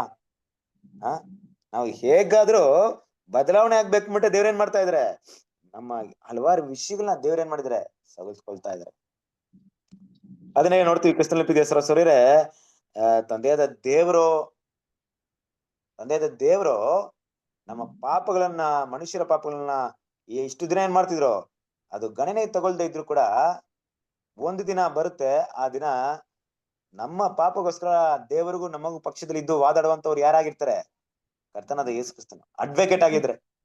ಕರೆಕ್ಟಾ? ಅಡ್ವೊಕೇಟ್ ಆಗಿದ್ರೆ. ನಮಗೆ ಏನಾಗಿದ್ದಾರೆ? ನಮಗೆ ಏನೋ ಮೀಡಿಯೇಟರ್ ಆಗಿದ್ರೆ ಅಡ್ವೊಕೇಟ್ ಆಗಿದ್ರ? ಅಡ್ವೊಕೇಟ್ ಆಗಿದ್ರೆ. ನಾವು ತಂದೆ ಹತ್ರ ನೇರವಾಗಿ ಹೋಗ್ಬೋದು, ಆದ್ರೆ ಏನಾದ್ರೂ ವಿಷಯ ಇದ್ದಾಗ ನಮ್ಗೋಸ್ಕರ ಮಾತಾಡ್ತಾರೆ ತಂದೆ ಹತ್ರ, ಅಲ್ವಾ? ತಂದೆ ದಯವಿಟ್ಟು ಕೃಪೆ ತೋರಿಸಿ, ಸ್ವಲ್ಪ ತೋರಿಸಿ, ನಿಮ್ ದಯನ ತೋರಿಸಿ ತಂದೆ. ಅವ್ರು ಬದಲಾವಣೆ ಆಗ್ಬಿಡ್ತಾರೆ, ಅವ್ರು ಚೇಂಜ್ ಆಗ್ಬಿಡ್ತಾರೆ. ಇನ್ನೂ 1 ವರ್ಷ ಕೊಡ್ರಿ ಟೈಮ್, ಆಯ್ತು ಇನ್ನೊಂದ್ 2 ವರ್ಷ ಟೈಮ್ ಕೊಡ್ರಿ ತಂದೆ. ಅವ್ರು ಹೆಂಗಾದ್ರೂ ಬದಲಾವಣೆ ಆಗ್ಬಿಡ್ತಾರೆ. ನಿಮ್ ಕೃಪೆನ ತೋರಿಸಿ, ಅವ್ರನ್ನ ದಂಡಿಸ್ಬೇಡ್ರಿ, ನಿಮ್ಮ ನೀತಿನ ತೋರಿಸ್ಬೇಡ್ರಿ ಅಂತ ಯಾರು ಮಾತಾಡೋದು ನಮಗೋಸ್ಕರ? ನಮ್ಮ ಕರ್ತನಾದ ಯೇಸು ಕ್ರಿಸ್ತ. ಆದ್ರೆ ನಮಗೇನ್ ಅನ್ಸುತ್ತೆ? ದೇವ್ರು ತುಂಬಾ ಕ್ರೂರವಾದವರು, ಯೇಸು ಕ್ರಿಸ್ತನ್ ಮಾತ್ರ ಇಲ್ದೇ ಇದ್ರೆ ಅಷ್ಟೇ ನಮ್ ಕತೆ ಅಂತ ಅನ್ಸ್ಬಿಡುತ್ತೆ. ಆದ್ರೆ ಅಡ್ವೊಕೇಟ್ ನ ನೇಮಿಸಿದ್ಯಾರು? ತಂದೆ ಅದೇ ದೇವರೇ ಅಲ್ವಾ? ನನ್ನ ಹತ್ರ ಈ ರೀತಿ ವಾದಾಡಿ ನನ್ ಮಕ್ಳಿಗೋಸ್ಕರ ಕೃಪೆನ ಕೇಳ್ಬೇಕಂತ ಯೋಚನೆ ಇಟ್ಟವ್ರು ಯಾರೋ? ನೋಡ್ರಿ ನಮ್ ತಂದೆ ಪ್ರೀತಿ ನೋಡ್ರಿ ಹೆಂಗೈತೆ. ಏನೆಲ್ಲ ಪ್ಲಾನಿಂಗ್ ಮಾಡಿದ ನೋಡ್ರಿ ನಮ್ಗೋಸ್ಕರ. ಹಾಗಾಗಿ ಕ್ರಿಸ್ತನ ಪ್ರೀತಿ ಸರಿರೇ ನೋಡ್ರಿ, ದೇವರ ಒಂದು ಕೃಪೆನ ಇಲ್ಲಿ ಅರ್ಥ ಮಾಡ್ಕೊಳ್ಳೋಣ. ಹೋದ್ರಿ ರೋಮಪುರದವ್ರಿಗೆ 3ನೇ ಅಧ್ಯಾಯ 27ನೇ ವಾಕ್ಯ. ಹಾಗಾದರೆ ಹೊಗಳಿಕೊಳ್ಳುವುದಕ್ಕೆ ಆಸ್ಪದವೆಲ್ಲಿ? ಅದು ಇಲ್ಲದೆ ಹೋಯಿತು. ಯಾವ ಪ್ರಮಾಣದಿಂದ? ಕರ್ಮ ಮಾರ್ಗವನ್ನು ಅನುಸರಿಸುವುದರಿಂದಲೋ ಅಲ್ಲ, ವಿಶ್ವಾಸ ಮಾರ್ಗವನ್ನು ಅನುಸರಿಸುವುದರಿಂದಲೇ ಅಲ್ವಾ? ನೋಡ್ರಿ, ಹಾಗಾದ್ರೆ ಹೊಗಳಿಕೊಳ್ಳುವುದಕ್ಕೆ ಆಸ್ಪದವೆಲ್ಲಿ? ಹೊಗಳಿಕೊಳ್ಳುವುದಕ್ಕೆ ಆಸ್ಪದವೆಲ್ಲಿ ಅಂದ್ರೆ ಇಂಗ್ಲಿಷ್ ಅಲ್ಲಿ ನೋಡ್ಬೇಕಾದ್ರೆ ವೇರ್ ಇಸ್ ದಿ ರೂಮ್ ಅಂತಿದೆ. ಎಲ್ಲಿದೆ ಪ್ಲೇಸ್? ಜಾಗ ಎಲ್ಲಿದೆ? ಮನೆ ಎಲ್ಲಿದೆ? ಹೊಗಳ್ಕೊಳ್ಳೋದಕ್ಕೆ ಒಂದು ವಾಸಸ್ಥಳ ಎಲ್ಲಿದೆ? ಇಲ್ವೇ ಇಲ್ಲ, ಅಲ್ವಾ? ಯಾರು ಹೊಗಳ್ಕೊಳ್ಳೋದಕ್ಕೆ ದೇವ್ರ ಮುಂದೆ ಹೊಗಳ್ಕೊಳ್ಳಕ್ ಆಗಲ್ಲ. ಯಾರಾದ್ರೂ ಇವತ್ ಪ್ರಪಂಚದಲ್ಲಿ ನೋಡ್ತೀರಾ ಒಳ್ಳೆ ವ್ಯಕ್ತಿಗಳು ನೋಡಿ, ಈ ವ್ಯಕ್ತಿ ತನ್ನ ಒಳ್ಳೆ ಗುಣಗಳಿಂದ ಒಳ್ಳೆಯವನಾಗಿದ್ದಾನೆ ಅನ್ಬಿಟ್ಟು ಅವನ್ನ ಎಷ್ಟೇ ಹೊಗಳಿದ್ರು, ಪ್ರಪಂಚ ಅವ್ರನ್ನ ಎಷ್ಟೇ ಒಂದು ದೊಡ್ಡ ಸನ್ಮಾನ ಮಾಡಿದ್ರು, ದೇವರ ದೃಷ್ಟಿಲಿ ಅವ್ರು ಏನಾಗಿದ್ದಾರೆ? ಪಾಪಿಗಳೇ. ಕರೆಕ್ಟಾ? ಯಾರೊಬ್ರು ಕೂಡ ನಾನು ಒಳ್ಳೆಯವನು ಕೆಟ್ಟವನು ಅಂತ ದೇವ್ರ ಮುಂದೆ ನಿಂತ್ಕೊಳಕ್ಕಾಗಲ್ಲ. ಪ್ರಪಂಚ ನಮ್ಮನ್ನ ಡಿಸೈಡ್ ಮಾಡ್ಬೋದು, ನಾವೆಲ್ಲ ಒಳ್ಳೆಯವರಪ್ಪ, ನೀವು ಕೆಟ್ಟ ಜನರು, ನಾವು ತುಂಬಾ ಶ್ರೇಷ್ಠರು ಅಂತ ಪ್ರಪಂಚ ಮಾಡ್ಕೊಂಡು ಹೋಗ್ಬೋದು. ಆದ್ರೆ ದೇವ್ರ ಮುಂದೆ ನಿಂತ್ಕೊಬೇಕಾದ್ರೆ, ದೇವ್ರೇ ನಾನ್ ತುಂಬಾ ಒಳ್ಳೆಯವನು, ಹೀಗೆ ಇಬ್ರು ಪ್ರಾರ್ಥನೆ ಮಾಡಿದ್ರಲ್ಲ, ನಾನು ಆ ವ್ಯಕ್ತಿ ತರ ಅಲ್ಲ, ನಾನು ಏನ್ ಮಾಡ್ತೀನಿ, ಸಭೆ ಕರೆಕ್ಟಾಗಿ ಹೋಗ್ತೀನಿ, ದಶಮ ಭಾಗ ಕರೆಕ್ಟಾಗಿ ಕೊಡ್ತೀನಿ, ನಿಮ್ಗೆ ಸಲ್ಲಿಸ್ಬೇಕಾದೆಲ್ಲ ಸಲ್ಲಿಸ್ತೀನಿ, ನಾನು ಆತರ ಪಾಪಿ ಅಲ್ಲ ಅಂದ್ಬಿಟ್ಟು ದೇವ್ರು ನೋಡ್ಕೊಂಡು ಪ್ರಾರ್ಥನೆ ಮಾಡದಂತೆ. ಇನ್ನೊಬ್ರು ಏನ್ ಮಾಡಿದ್ರು? ಆಕಾಶಕ್ಕೆ ಕೂಡ ಆಕಾಶವನ್ನು ನೋಡಿ ಪ್ರಾರ್ಥನೆ ಮಾಡದೆ ತನ್ನ ತಗಸ್ಕೊಂಡು, ಪಾಪಿಯಾದ ನನ್ ಮೇಲೆ ಕರುಣೆಯಾಗಿರಿ ತಂದೆ ಅಂತ ಪ್ರಾರ್ಥನೆ ಮಾಡ್ತಾರೆ. ಯಾರ ಪ್ರಾರ್ಥನೆ ದೇವ್ರು ಅಕ್ಸೆಪ್ಟ್ ಮಾಡೋದು? ಅಲ್ವಾ? ಹೌದು, ತಮ್ಮ ದೃಷ್ಟಿಗೆ ನೀತಿವಂತರಾಗಿರೋದನ್ನ ದೇವ್ರು ಯಾವಾಗ್ಲೂ ಅಂಗೀಕರಿಸಲ್ಲ. ನನ್ನ ದೃಷ್ಟಿಗೆ ನಾನು ಒಳ್ಳೆಯವನು ಅಂತ ನಾನೇನೋ ಭಾವಿಸಿದ್ದೆ, ಆದ್ರೆ ನನ್ನ ಯಾವುದೇ ವಿಷಯಗಳನ್ನ ದೇವ್ರು ಅಂಗೀಕಾರ ಮಾಡಲ್ಲ. ಇದು ವಾಕ್ಯ ಹೇಳ್ತಾರಂತ ವಿಷಯ. ಹೊಗಳಿಕೊಳ್ಳುವುದಕ್ಕೆ ಆಸ್ಪದವಿಲ್ಲ. ಕರ್ಮ ಮಾರ್ಗದಿಂದ ನಾನು ಮಾಡುವಂತ ಒಳ್ಳೆ ಕೆಲಸದಿಂದ ನನ್ನ ನೀತಿವಂತರ ಅಂತ ದೇವರೇ ನಿರ್ಣಯಿಸ್ಬಿಟ್ರೆ, ವಿಶ್ವಾಸ ನಂಬಿಕೆಯನ್ನು ಇಡೋದಕ್ಕೆ ಕಾರಣವೇನಿರುತ್ತೆ? ಏನಿಲ್ಲ. ಅದಕ್ಕೆ ದೇವ್ರೇನ್ ಮಾಡಿದ್ರೆ ಎಲ್ರಿಗೂ ಈಕ್ವಲ್ ಕೊಟ್ಬಿಟ್ಟಿದ್ದಾರೆ. ಇನ್ನು ಒಳ್ಳೇದ್ನ ಮಾಡೋದು ಕೆಟ್ಟದ್ನ ಮಾಡಿ ಏನೋ ಮಾಡೋ, ಒಟ್ಟಿನಲ್ಲಿ ನಂಬಿಕೆ ಇಡ್ಬೇಕು. ನನ್ ಮಗನ ಮೇಲೆ ನಂಬಿಕೆ ಇಡ್ಬೇಕು ಅಷ್ಟೇ ನೀನ್ ಮಾಡ್ಬೇಕಾಗಿರೋದು. ನೀನ್ ಅದಿರ್ತೀಯ ಫಸ್ಟ್, ನನ್ನ ಮಗನ ಮೇಲೆ ನಂಬಿಕೆ ಇಟ್ಟು ನಮ್ಮ ಮಗನ ಸ್ವರೂಪದ ಬೆಳೆಸ್ಕೊಳಕ್ಕೆ ನೀನ್ ಬರ್ತೀಯಾ? ಬಾ. ಇಲ್ವಾ? ಹೊಟ್ಟೋಗ್ಬಿಡು. ಇಲ್ವೇ ಇಲ್ಲ. ಯೋಚನೆ ಮಾಡ್ರಿ, ಇವತ್ತು ಒಳ್ಳೆಯವರು ತಮ್ಮ ದೃಷ್ಟಿಯಲ್ಲಿ ತುಂಬಾ ಒಳ್ಳೆಯವರ ಅಂತ ಇರೋರು ದೇವ್ರ ಮುಂದೆ ಹೆಂಗ್ ನಿಂತ್ಕೊಳ್ತಾರೆ? 1000 ವರ್ಷದ ಆಳ್ವಿಕೆಯಲ್ಲಿ ದೇವರ ನ್ಯಾಯ ತೀರ್ಪಿನ ವಿಷಯ ಬಂದಾಗ, ಈಗ ನೋಡಿ, ಒಂದು ವ್ಯಕ್ತಿ ಇದೆ ಅಂತ ತಿಳ್ಕೊಳ್ಳಿ ಭೂಮಿಯಲ್ಲಿ, ಅದನ್ನು ತುಂಬಾ ಪರಿಶುದ್ಧವಾಗಿ ಒಂದು ಭಕ್ತಿಯಾಗಿ ತೋರ್ಸ್ಪಡ್ಕೊಂಡು, ನಾನು ಆ ರೀತಿ ಅಲ್ಲ, ನಾನು ತುಂಬಾ ಬೇರೆ ರೀತಿ ವಿಭಿನ್ನವಾದಂತ ವ್ಯಕ್ತಿ ಇರ್ತ ಅಂತ ತಿಳ್ಕೊಳ್ಳಿ. ಅವ್ರಿಗೇನು ಗೊತ್ತಿಲ್ಲ. ಪುನರ್ತನ ಆದಾಗ ಆ ವ್ಯಕ್ತಿ ಮನೋಭಾವನೆ ಹೆಂಗಿರುತ್ತೆ? ಹೇಗಿರುತ್ತೆ ಗೊತ್ತಾ ಮನೋಭಾವನೆ? ನಾನು ತುಂಬಾ ಶ್ರೇಷ್ಠ, ನನಗೇನೋ ಒಂದು ಒಳ್ಳೆ ಬಿರುದು ಸಿಕ್ಬಿಡುತ್ತೆ ಅಂತ ಮನಸ್ಸಲ್ಲಿ ಇಟ್ಕೊಂಡಿರ್ತಾರೆ. ಕರೆಕ್ಟಾ? ಆ ವ್ಯಕ್ತಿ ಎಲ್ಲೇ ಎದ್ ಬಂದಿರ್ತಾನೆ, ಭೂಮಿಯಲ್ಲೇ ಎದ್ ಬಂದಿರ್ತಾನೆ. ಅವಾಗ ಆ ವ್ಯಕ್ತಿಗೆ ಕೆಲವೊಂದು ವಿಷಯ ಹೇಳಲ್ಪಡುತ್ತೆ. ನೀನಲ್ಲಪ್ಪ, ನಿನಗಿಂತ ಪಾಪಿಗಳು ಭೂಮಿಯಲ್ಲಿ ಇದ್ದು ಕ್ರಿಸ್ತನ ನಂಬಿಕೆ ಇಟ್ಟು ಆ ಒಂದು ಅಮರತ್ವವುಳ್ಳ ಜೀವವನ್ನ ಪಡ್ಕೊಂಡಿದ್ದಾರೆ, ಸಭೆ ಅಂತ ಒಂದ್ ಮಾರ್ಪಟ್ಟಿದ್ದಾರೆ ಅಂತ ಹೇಳಿದಾಗ ಅವ್ನಿಗೆ ಏನ್ ಅನ್ಸುತ್ತೆ? ಅವ್ನಿಗೆ ಹಂಗಾದ್ರೆ ನಾನ್ ಯಾರಲ್ಲ? ನಾನು ಒಳ್ಳೆಯವನೇ ಅಲ್ಲ. ನಾನು ಒಳ್ಳೆಯವನಾಗಿದ್ರೆ ನಾನು ಯಾಕೆ ಇಲ್ಲಿ ಇರ್ತಿದ್ದೆ? ನಾನು ಒಳ್ಳೆಯವನ್ ಅಂದ್ಕೊಂಡು ನಾನು ವಂಚನೆ ಮಾಡ್ಕೊಂಡ್ಬಿಟ್ಟಿನಿ ಅನ್ಸುತ್ತ ಅವನ್ಗೆ? ಗೊತ್ತಾಗುತ್ತಾ ಇವತ್ತಿರೋರ್ಗೆ ಸಭೆ ಅನ್ನುವಂತ ಒಂದು ಜನರ ಬಗ್ಗೆ ಏನಾದ್ರು ಗೊತ್ತಿದ್ಯಾ? 1,44,000 ಅಂದ್ಬಿಟ್ಟು ಹೆಸರು ಕ್ರೈಸ್ತರಿಗೆ ಏನಾದ್ರು ಗೊತ್ತಿದ್ಯಾ? ಗೊತ್ತೇ ಇಲ್ಲ ಅಲ್ವಾ? ಅವಾಗ ಅವ್ರಿಗೆ ಏನ್ ಗೊತ್ತಾಗುತ್ತೆ? ಇಡೀ ಲೋಕಕ್ಕೆ ಏನ್ ಗೊತ್ತಾಗುತ್ತೆ? ಕೃಪೆಯಿಂದಲೇ, ನಮ್ಮ ನೀತಿಯಿಂದ ಏನಲ್ಲ. ಇವತ್ತು ಪ್ರಪಂಚಕ್ಕೆ ಅದನ್ನ ತಿಳಿಸ್ಕೊಡಕ್ಕೆ ಸಾಧ್ಯತೆ ಇಲ್ಲ. ಕ್ರಿಸ್ತನ 1000 ವರ್ಷ ಆಳ್ವಿಕೆಯಲ್ಲಿ ಎಲ್ರಿಗೂ ಗೊತ್ತಾಗುತ್ತೆ, ನಾನು ಒಳ್ಳೆಯವನಂತ ತಿಳ್ಕೊಂಡಲ್ಲಪ್ಪ. ನನಗೆ ಎಷ್ಟೊಂದ್ ಜನ ಸನ್ಮಾನ ಮಾಡಿದ್ರು, ನನ್ನ ಫೋಟೋ ನನ್ನ ಬಗ್ಗೆ ಎಷ್ಟು ಪುಸ್ತಕಗಳು ಬರೆದ್ಬಿಟ್ಟಿದ್ದಾರೆ, ಆದ್ರೆ ನಾನ್ ಭೂಮಿಯಲ್ಲಿ ಇದ್ದೀನಿ. ಇನ್ ಯಾವ್ದೋ ಜನರು ಭೂಮಿಯಲ್ಲಿ ಇದ್ರಂತ ಅವ್ರು ಪರಲೋಕಕ್ಕೆ ಹೋಗಿದಾರಂತ. ಯಾರಪ್ಪ ಅವ್ರು ಅಷ್ಟು ಒಳ್ಳೆಯವರು? ಅವ್ರ ಬಗ್ಗೆ ನಾನು ಯಾವತ್ತೂ ಕೇಳೇ ಇಲ್ಲ ಹಂಗ ಅನ್ಸುತ್ತೆ ಅವನ್ಗ. ಅವಾಗ ಅವ್ರಿಗೆ ಗೊತ್ತಾಗುತ್ತೆ, ಓಕೆ, ನಾವು ನಮ್ಮ ದೃಷ್ಟಿಯಲ್ಲಿ ಒಳ್ಳೆಯವರಾಗಿದ್ವಿ, ಅದು ದೇವರ ದೃಷ್ಟಿಯಲ್ಲ. ದೇವರ ದೃಷ್ಟಿಯಲ್ಲಿ ಒಳ್ಳೆಯವರು ಅನ್ನೋದ್ರೆ ಏನು, ನೀತಿವಂತರ ಎಂದೇನು ಅಂತ ಅವಾಗ ಅರ್ಥವಾಗುತ್ತೆ. ಅವಾಗ ನಂಬಿಕೆನ ಅರ್ಥ ಮಾಡ್ಕೊಳ್ತಾರೆ. ಕರೆಕ್ಟ್ ಅಲ್ವಾ? ಇಡೀ ಲೋಕಕ್ಕೆ ಇರುವಂತ ಒಂದೇ ಒಂದು ದಾರಿ ಏನಪ್ಪಾ ಅಂದ್ರೆ ನಂಬಿಕೆಯಿಂದ. ಕ್ರಿಸ್ತನ ನಂಬದೆ ಅವ್ರಿಗೆ ಏನಾಗಲ್ಲ. ಅದಕ್ಕೆ ನೋಡ್ರಿ, ಬ್ಯೂಟಿಫುಲ್ ಆದಂತ ಒಂದು ಸಬ್ಜೆಕ್ಟ್ ಇದಲ್ವಾ, ನಮ್ಮ ಇಡೀ ನಮ್ಮ ಸತ್ಯಕ್ಕೆ ಫೌಂಡೇಶನ್ ಟಾಪಿಕ್ ಏನಪ್ಪಾ ಇದೆ ಅಂದ್ರೆ, ಏನಿದೆ ನಮ್ಮ ಫೌಂಡೇಶನ್ ಟಾಪಿಕ್ ಏನಿದೆ? ನಾವು ಬೇಸಿಕ್ ಕ್ಲಾಸ್ ಕೇಳಿದಲ್ಲ, ನಮ್ಮ ಇಡೀ ಸತ್ಯಕ್ಕೆ ಆಧಾರವಿರುವಂತ ಬೋಧನೆ ಯಾವುದು? Ransom brother. ಗುಡ್. ರ್ಯಾನ್ಸಮ್, ಈಡು ಬಳಿ. ಏನ್ ಸಬ್ಜೆಕ್ಟ್ ರೀ, ಏನ್ ಸತ್ಯ ರೀ ಅದ್ರಲ್ಲಿ ಅಲ್ವಾ? ಪ್ರತಿಯೊಬ್ಬ ನಿಜವಾಗ್ಲೂ ಹೃದಯದಲ್ಲಿ ಪ್ರೀತಿ ಇರೋಂತ ವ್ಯಕ್ತಿ ಏನಾದ್ರೂ ಆ ಸತ್ಯವನ್ನ ಅರ್ಥ ಮಾಡ್ಕೊಂಡ್ರೆ, ಇವತ್ತು ಅಲ್ಲ 1000 ವರ್ಷದಲ್ಲಿ ಎಲ್ ಬೇಕಾದ್ರೆ ಅರ್ಥ ಮಾಡ್ಕೊಂಡ್ಬಿಟ್ರೆ, ಅವನು ಹೃದಯ ಅವನು ಜಜ್ಜಲ್ ಪಡೆದೇ ಬಿಡಲ್ಲ. ಕ್ರಿಸ್ತನ ಪ್ರೀತಿ, ದೇವ್ನ ಪ್ರೀತಿ ನೋಡ್ರಿ.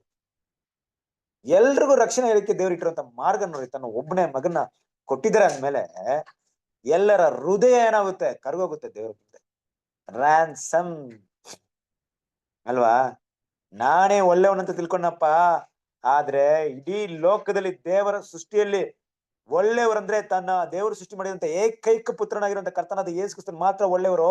ಅಷ್ಟು ಒಳ್ಳೆಯವರಾಗಿರೋರ್ನ್ನೇ ಕಳಿಸ್ಬಿಟ್ಟು ಭೂಮಿಯಲ್ಲಿ ನಮ್ಮ ಪಾಪನ ಅವ್ರ ಮೇಲೆ ಹಾಕಿ ಸಾಯಿಸಿದಾರಲ್ಲ ದೇವ್ರು, ಸಾಯಿಸ್ಬಿಟ್ಟು ನಮ್ಗೆ ಬಿಡುಗಡೆ ಕೊಟ್ಟಿದ್ರಲ್ಲ. ಏನಪ್ಪ ಪ್ರೀತಿ ಅದು ಅಂತ ಯಾರು ಗೊತ್ತಾಗುತ್ತೆ? ಇಡೀ ಲೋಕಕ್ಕೆ ಗೊತ್ತಾಗುತ್ತೆ ಕ್ರಿಸ್ತನ ಪ್ರೀತಿ. ಸರಸ್ವರ ಹೊಗಳಿಕೊಳ್ಳೋದಿಕ್ಕೆ ಏನಾದ್ರು ಇರುತ್ತಾ? ಯಾರಾದ್ರೂ ಹೊಗಳ್ಕೊಳ್ತಾರ ಅವತ್ತು? ಯಾರು ಇಲ್ಲ. ಕ್ರಿಸ್ತನ ಪ್ರೀತಿನ, ದೇವ್ರು ಕೊಡಂತ ಒಂದು ಕೃಪೆನ ಅರ್ಥ ಮಾಡ್ಕೊಂಡವ್ರು, ಅದ್ರಲ್ಲಿ ನಂಬಿಕೆ ಇಡಬೇಕಾಗಿರೋರು, ಆ ಒಂದು ಭಾವನೆಯಲ್ಲಿ ಯಾರೆಲ್ಲ ಬರ್ತಾರೋ ಅವ್ರಿಗೆ ಅರ್ಥ ಆಗೋದು ಒಂದೇ, ನಾವೆಲ್ಲ ಹೊಲಸು, ಹರಿದೋಗಿರುವಂತ ಬಟ್ಟೆ, ಒಣಗಿರುವಂತ ಎಲೆ ಅಂತ ಗೊತ್ತಾಗುತ್ತೆ. ಕರೆಕ್ಟಾ? ನಮ್ಮ ನೀತಿ ಎಲ್ಲ ಹಾಗೆ ಅಂತ ಅವ್ರಿಗೆ ಗೊತ್ತಾಗುತ್ತೆ ಅವಾಗ.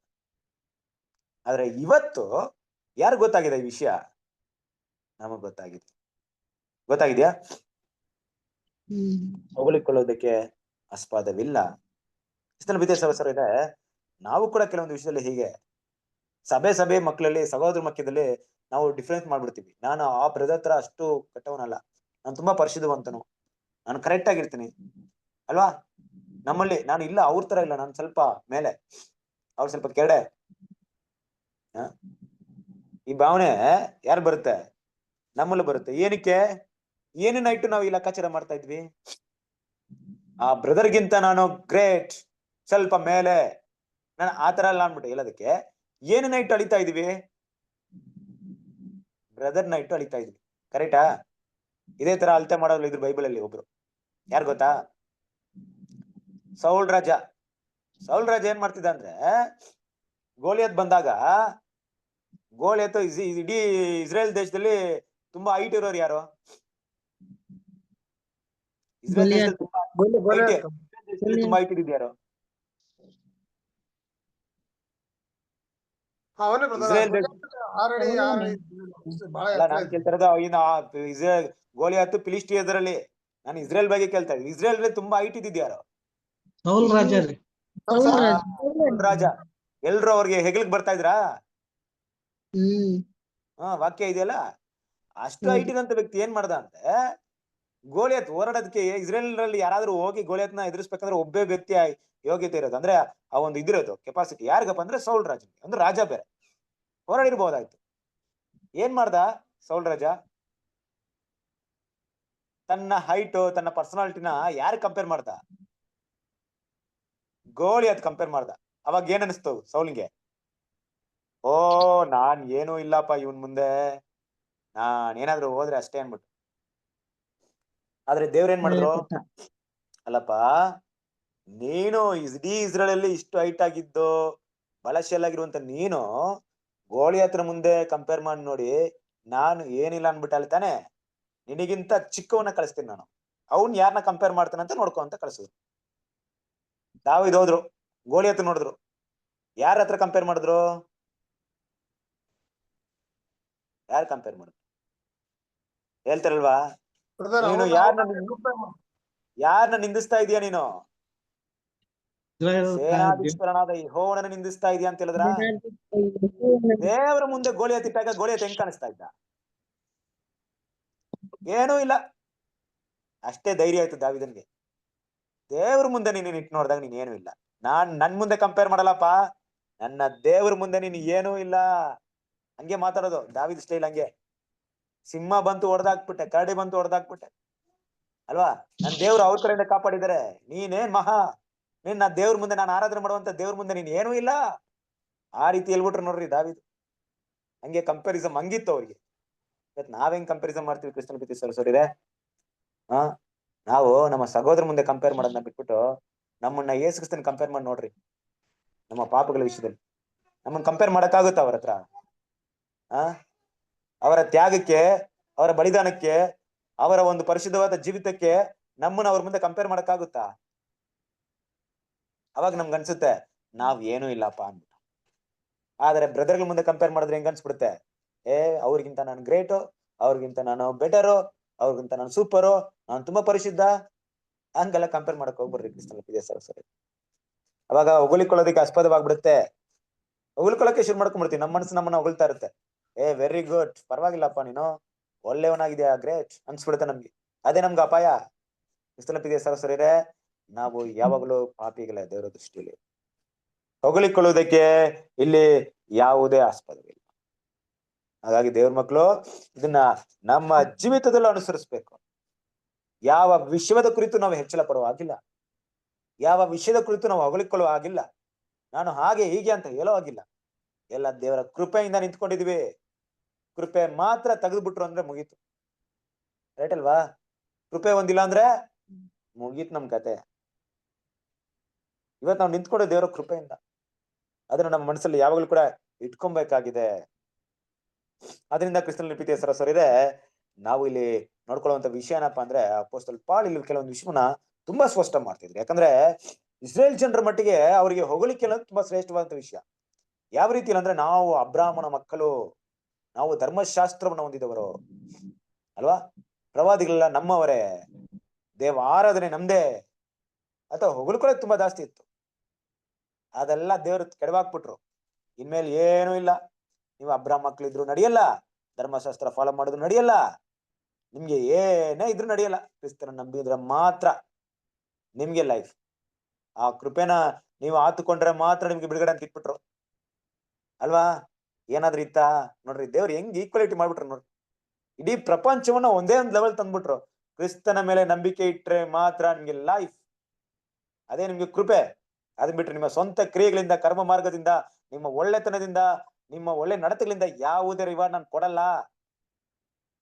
ನೋಡ್ರಿ ಹೆಂಗಿದೆ ದೇವ್ರ ಪ್ರೀತಿ ಅಲ್ವಾ? ಹಾಗಾಗಿ ಕ್ರಿಸ್ತನ ಪ್ರೀತಿ ಸಹೋದರರೇ, ಈ ವಿಷಯ ರೋಮಪುರದವರಿಗೆ ಬರಿತಾ ಇದ್ದಾರೆ. ಕಾಲಾಂತರದಲ್ಲಿ ಇದು ನಮ್ಗೆ ಅರ್ಥವಾಗಿದೆ. ಮುಂದಿನ ಬರುವಂತ ದಿನಗಳಲ್ಲಿ ಇಡೀ ಲೋಕಕ್ಕೂ ಅರ್ಥವಾಗುತ್ತೆ. ಅವಾಗ ಯಾರು ದೇವ್ರ ಮುಂದೆ ಹೊಗಳ್ಕೊಳ್ಳಲ್ಲ. ಇವತ್ತು ತಿಳಿದೆ ಅವ್ರವ್ರು ಮಾತಾಡ್ತಾ ಇದೆ. ಲೋಕದ ವಿಚಾರನ ಬಿಟ್ಬಿಡೋಣ, ಯಾಕಂದ್ರೆ ಲೋಕ ತಿಳಿದೆ ಮಾಡ್ತಾ ಇದೆ, ಅಜ್ಞಾನದಿಂದ ಮಾಡ್ತಿದೆ, ಕುರುಡುತನದಿಂದ ಮಾಡ್ತಿದೆ. ಆದ್ರೆ ದೇವರ ಮಕ್ಕಳು ನಾವು ಬೆಳಕಿನಲ್ಲಿದ್ದೇವೆ, ಬೆಳಕಿನ ಮಕ್ಕಳಾಗಿ ಕರೆಯಲ್ಪಡ್ತಾ ಇದ್ವಿ. ನಮ್ಮಲ್ಲಿ ಈ ರೀತಿ ಭಾವನೆಗಳು ಇರಲೇಬಾರದು. ನಮ್ಮಲ್ಲಿ ಯಾವುದೇ ಕಾರಣಕ್ಕೂ ಹೊಗಳಿಕೊಳ್ಳೋದಕ್ಕೆ ಆಸ್ಪದ ಕೊಡ್ಲೇಬಾರದು. ಯಾವಾಗಲೂ ಕೂಡ ದೇವರ ಕೃಪೆಯನ್ನು ಆತಿಟ್ಕೊಳ್ಳೋಣ. ವಿಶೇಷವಾಗಿ ದೇವರು ಇಂತಹ ಒಂದು ಭಾವನೆಯಲ್ಲಿರೋರ್ನ ತುಂಬಾ ಪ್ರೀತಿಯಿಂದ ನೋಡ್ತಾರೆ. ಇಂತಹ ಭಾವನೆಯಲ್ಲಿರೋರ ಹೃದಯ ಜಜ್ಜುವುದಂತ ಹೃದಯವಾಗಿರುತ್ತೆ. ನಾನು ಪಾಪಿ ತಂದೆ, ನಾನು ಏನೂ ಇಲ್ಲ, ನಾನು ಲೋಕದ ಒಳಸು ತಂದೆ. ಅದು ಬರೀ ಪ್ರಾರ್ಥನೆ ಇಲ್ಲದೆ ನಮ್ಮ ಕ್ರಿಯೆಲು ಕೂಡ ಕಾಣಿಸ್ಕೊಂಡಾಗ ದೇವರು ನಮ್ಮನ್ನ ಮೆಚ್ತಾರೆ. ಇಲ್ಲ ನಾವು ತುಂಬಾ ಶ್ರೇಷ್ಠರು ಹಾಗೆ ಹೀಗೆ ಅನ್ಕೊಂಡ್ಬಿಟ್ರೆ ನಮ್ಮ ಪ್ರಾರ್ಥನೆಯಲ್ಲೂ ಕೇಳಲ್ಪಡಲ್ಲ. ದೇವರಿಂದ ಬರುವಂತ ಯಾವುದೇ ಒಳ್ಳೆಯ ಪರಲೋಕದ ಆಶೀರ್ವಾದ ನಮ್ಗೆ ಸಿಗಲ್ಲ. ಆ ಪರಲೋಕದ ಕರೆಯನ್ನು ಕೂಡ ನಾವು ಪೂರೈಸಕ್ಕೂ ಆಗಲ್ಲ. ಮನಸ್ಸಲ್ಲಿ ಇಟ್ಕೊಳ್ಳೋಣ. ಹಾಗಿರೋದ್ರಿಂದ ಬರುವಂತ ದಿನಗಳಲ್ಲಿ ಇನ್ನೂ ಹೆಚ್ಚಾಗಿ ದೇವರ ಕೃಪೆಯನ್ನ ಆತುಕೊಂಡು ದೇವರ ಕೃಪಾಸನಿಧಿಗೆ ಬಂದು ನಮಗೆ ಕೊಟ್ಟಿರುವಂತ ಈ ಕರೆಯನ್ನ ಓಡಿ ಮುಗಿಸೋದಕ್ಕೆ ದೇವರು ಸಹಾಯ ಮಾಡ್ಲಿ ಅಂತ ಹೇಳ್ತಾ ಈ ಪಾಠವನ್ನ ಇಲ್ಲಿಗೆ ಮುಗಿಸ್ತೀನಿ. ಸೊ ದೇವರು ಈ ಪಾಠವನ್ನ ಆಶೀರ್ವದಿಸಲಿ.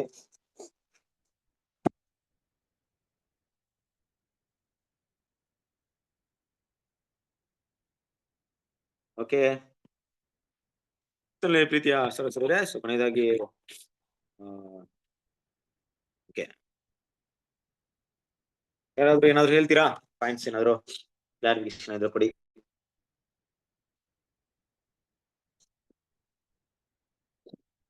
ಏನಪ್ಪಾ ಅಂದ್ರೆ ನಾವು ಸಹೋದರರು ನೀವು ಕೆಲವೊಂದು ವಿಷಯನ ಮಾತಾಡ್ಬೇಕು. ಟೈಮ್ ತುಂಬಾನೇ ಆಗ್ತಿದೆ ನಮ್ಗೆ, ಯಾಕಂದ್ರೆ ವರ್ಷಾನುಗಳಿಂದ ದೇವರು ಕಾನ್ಸಂಟ್ರೇಟ್ ಮಾಡ್ತೀರಾ, ನೆಕ್ಸ್ಟ್ ನೀವೆಲ್ಲ ಸತ್ಯದಲ್ಲಿ ಬೆಳಿಬೇಕು.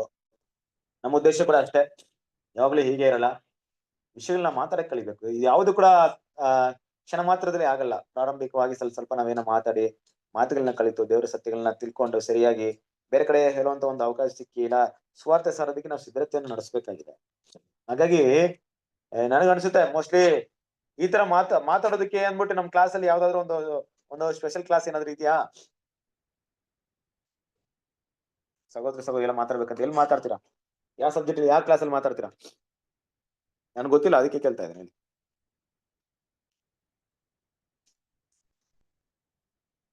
ಎಲ್ಲೋ ಬ್ರದರ್,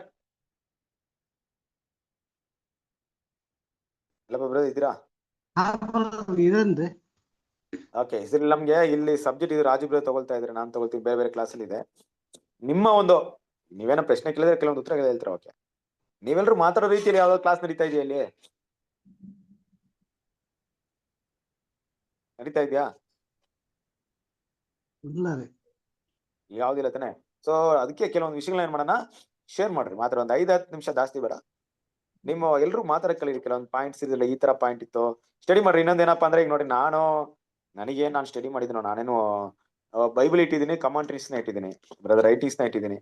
ನಾನು ಅದನ್ನ ಸ್ಟಡಿ ಮಾಡ್ತೀನಿ ಸ್ವಲ್ಪ, ಅದ್ರ ಮಟ್ಟಿಗೆ ನಾನು ಮಾತಾಡ್ತೀನಿ ಅಷ್ಟೇ. ಕೃಷ್ಣ ಸರ ನನಗೇನು ಇನ್ನ ನೀವು ಸ್ಟಡಿ ಮಾಡಿದ್ರೆ ನನಗಿಂತ ಹೆಚ್ಚಾದ ವಿಷಯ ನಿಮ್ಗೆ ಗೊತ್ತಾಗ್ಬೋದು, ಏನು ತಿಳಿದು ಬರ್ಬೋದು. ನಾನು ಕೂಡ ನಿಮ್ಮನ್ನ ಕೆಲವೊಂದು ಉದ್ದೇಶಗಳೇನಪ್ಪ ಅಂದ್ರೆ ಬೇರೆ ಯಾವ್ದಾದ್ರು ಹೊಸ ಪಾಯಿಂಟ್ ಬಂದ್ರೆ ಅದೆಲ್ಲರಿಗೂ ಅನುಕೂಲವಾಗ್ಲಿ ಅಂತ ಅಷ್ಟೇ ಕೇಳ್ತಾ ಇದ್ದೀನಿ ಅಷ್ಟೇ. ನಿಮ್ಗೇನು ನಾನು ಟೆಸ್ಟ್ ಮಾಡ್ತಾ ಇಲ್ಲ, ಇಲ್ಲಿ ನಿಮ್ಗೆ ಅರ್ಥವಾಯ್ತಾ ಇಲ್ಲ ಪಾಯಿಂಟ್ ಅಲ್ಲಿ ಏನೋ ನಿಮ್ಗೆ ತುಂಬಾ ಇದಾಯ್ತು, ಅದ್ರ ಬಗ್ಗೆ ಒಂದ್ ನಿಮಿಷ 30 ಸೆಕೆಂಡ್ಸ್ ಆತರ ಮಾತಾಡಿ, ಏನಾದ್ರು ಪಾಯಿಂಟ್ಸ್. ಬ್ರದರ್, ಹಾ, ಇಲ್ಲಿ ಹೇಳ್ತಾರಲ್ಲ 3ನೇ ಅಧ್ಯಾಯದಲ್ಲಿ ನೀತಿವಂತರು ಒಬ್ರು ಇಲ್ಲ ಅಂತ. ನಿಜ ಬ್ರದರ್, ನಾವು ಬಲಹೀನರೇ ನಿಜ. ಆದ್ರೆ ನಮ್ ಬಲಹೀನತೆ ಗುಣಗಳನ್ನ ಜಯಿಸೋದು ಅಥವಾ ನಮ್ಮ ಬಲಹೀನತೆಯಲ್ಲಿ ಬದಲಾವಣೆ ತಂದ್ಕೊಳಕ್ಕೆ ನಾವು ದೇವರಲ್ಲಿ ಪ್ರಾರ್ಥಿಸ್ಬೋದು. ನಂಬಿಕೆಯನ್ನು ಹುಟ್ಟಿಸುವವನು ಪೂರೈಸುವವನು ಮೇಲೆ ದೃಷ್ಟಿ ಇಟ್ಟು ನಮಗೆ ನೇಮಕವಾದ ಓಟವನ್ನು ಓಡಕ್ಕೆ ನಾವು ದೇವರಲ್ಲಿ ಪ್ರಾರ್ಥನೆ ಮಾಡ್ಬೋದು. ಹಾಗಾಗಿ ನಾವು ಮಾಡಿದಷ್ಟು ಆತ್ಮ ನಮ್ಗೆ ಶಕ್ತಿ ಬಲವನ್ನ ಕೊಟ್ಟಾಗ ನಾವು ದೇವರ ಆಜ್ಞೆಯಾಗಲಿ ಅಥವಾ ಆತನ ಒಂದು ಮಾತನ್ನ ಫಾಲೋ ಮಾಡ್ಕೊಂಡು ಹೋಗೋದಕ್ಕೆ ಪ್ರಯತ್ನ ಪಟ್ರೆ ಖಂಡಿತ ಅದು ನಾವು ಸ್ವಲ್ಪ ಮಟ್ಟಿಗೆನೆ ಅದನ್ನ ಮುಂದುವರಿಸ್ಕೊಂಡು ಹೋದ್ರೆ ನಾವು ಹೆಚ್ಚಿನ ರೀತಿಯಲ್ಲಿ ಅದನ್ನ ಅಳವಡಿಸ್ಕೋಬಹುದು ಅಂತ ಅನ್ಸುತ್ತೆ. ಓಕೆ ಅಮ್ಮ, ಥ್ಯಾಂಕ್ ಯು. ಸೌದ ಕ್ರಿಸ್ತಲ್ ಪಿತೇಶ್ವರ ನೋಡ್ರಿ, ಇಲ್ಲೇನಪ್ಪ ಅಂದ್ರೆ ಲೋಕದಲ್ಲಿ ಒಂದ್ ಮಾತಿದೆ, ಏನಪ್ಪಾ ಅಂದ್ರೆ ಬಡವನಾಗಿ ಹುಟ್ಟೋದು ತಪ್ಪಲ್ಲ, ಬಡವನಾಗಿ ಸಾಯೋದು ತಪ್ಪು ಅನ್ಬಿಟ್ಟು. ಹಾಗೆ ದೇವ್ರ ಮಕ್ಳು ನಮ್ಮಲ್ಲಿ ಆ ರೀತಿ ಬೇಡ. ಪಾಪಿಯಾಗಿ ಹುಟ್ಟೋದು ನಾವೇನ್ ಮಾಡಂಗಿಲ್ಲ, ಆದ್ರೆ ಪಾಪಿಯಾಗಿ ಸಾಯ್ಬಾರ್ದು. ಅದೇನಪ್ಪ ಅಂದ್ರೆ ನಮ್ಮ ಬಲವೀನತೆ ಇರುತ್ತೆ, ನಾವು ಪಾಪಿಗಳಾಗಿದ್ದೀವಿ. ಆದ್ರೆ ಪಾಪದಿಂದ ಹೊರಡೆ ಬರಕ್ಕೆ ದೇವರ ಕೃಪೆ ಇದೆ. ಆತನ ಕೃಪಾಸನಿಧಿಗೆ ಹೋಗಿ ಪ್ರತಿದಿನ ಪಾಪವನ್ನ ಬಿಟ್ಟು ಮುಂದೆ ಬೆಳೆದು ಕ್ರಿಸ್ತನ ಸಾರೂಪಿ ಆಗೋದಕ್ಕೆ ನಾವು ಬೆಳಿಬೇಕು. ಖಂಡಿತವಾಗ್ಲೂ ದೇವರ ಬಲವನ್ನ ಕೊಟ್ಟೇ ಕೊಡ್ತಾರೆ. ನಾವು ಪ್ರಾರ್ಥನೆಯಲ್ಲಿ ದೇವರ ಸನ್ನಿಧಿಗೆ ಹೋದಾಗ ಖಂಡಿತವಾಗ್ಲೂ ದೇವರ ಬಲವನ್ನ ಕೊಟ್ಟೇ ಕೊಡ್ತಾರೆ. ಹೌದು, ನಿಜವಾದಂತ ಒಂದು ವಿಷಯ. ಹಾಗಾಗಿ ನಾವು ಅಲ್ಲಿಂದ ನಮ್ಮ ಬಲಹೀನತೆನೇ ತಿಳ್ಕೊಂಡು ನಾವು ಬದುಕೋದಲ್ಲ, ಅಲ್ಲಿಂದ ಮೇಲೆ ಬಂದು ಕ್ರಿಸ್ತನ ಒಂದು ಗುಣಗಳಲ್ಲಿ ಬೆಳೆಯೋದಕ್ಕೆ ದೇವರಲ್ಲಿ ನಾವು ಭಿನ್ನಹವನ್ನ ಇಡೋಣ. ಖಂಡಿತ ದೇವರು ಆತನ ಪವಿತ್ರಾತ್ಮನ ಅನುಗ್ರಹ ಮಾಡೇ ಮಾಡ್ತಾರೆ. ಸೊ ಓಕೆ, ಥ್ಯಾಂಕ್ ಯು ಅಮ್ಮ, ಒಳ್ಳೆ ಪಾಯಿಂಟ್ಸ್ ಹೇಳಿದ್ದೀರಾ. ಓಕೆ, ಬೇರೆ ಯಾರಾದ್ರು?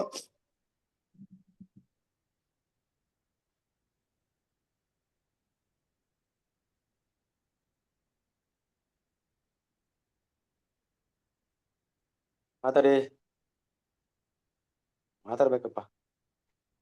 ರವಿ ಬ್ರದರ್.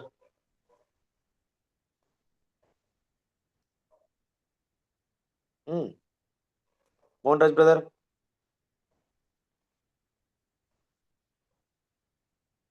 ಬ್ರದರ್, ದೇವರು ಈ ಲೋಕದ ಸೃಷ್ಟಿಗಿಂತ ಮುಂಚಿತವಾಗಿನೇ ನಮ್ಮ ಬಗ್ಗೆ, ನಮ್ಮ ವಿಚಾರದ ಬಗ್ಗೆ ದೇವ್ರಿಗೆ ಗೊತ್ತುಂಟು ಬ್ರದರ್.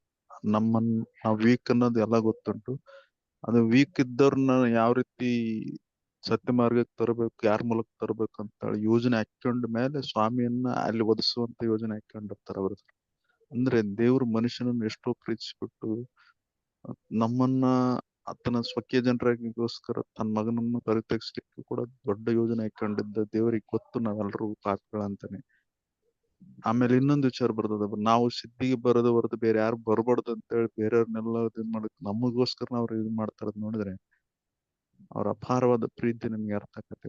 ಆ ಪ್ರೀತಿಯನ್ನು ನಾವು ಯಾವತ್ತು ಮನಸ್ಸಲ್ಲಿ ಇಟ್ಕೊಂಡ್ಬಿಟ್ಟು ಸಣ್ಣ ಪುಟ್ಟ ಪಾಪದ ಬಗ್ಗೆ ಜಾಸ್ತಿ ತಲೆ ಕೆಡಿಸ್ಕೊಂಡು ದೇವರಲ್ಲಿ ಒಪ್ಪಿಸ್ಕೊಡುವಂಥದ್ದು ಒಂದು ಒಳ್ಳೆ ವಿಚಾರ ನಾವು ಮುಂದುವರಿಸಿದ್ರೆ ಮಾತ್ರ ಖಂಡಿತ ದೇವ್ರು ನಮ್ಮನ್ನ ಆಯ್ಕೆ ಕರ್ಕೊಂಡು ಹೋಗ್ತಾನೆ ಬ್ರದರ್.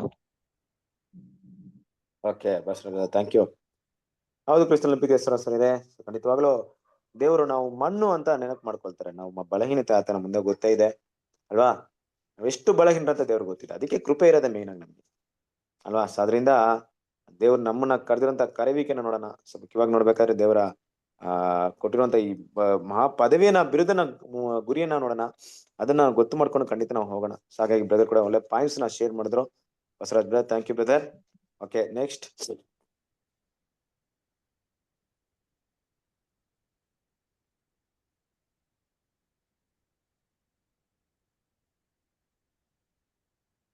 ಎಲ್ಲ ಬ್ರದರ್ ಹೇಳಿ.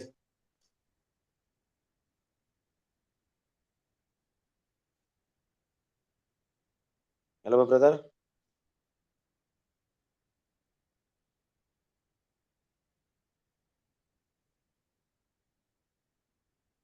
ಓಕೆ.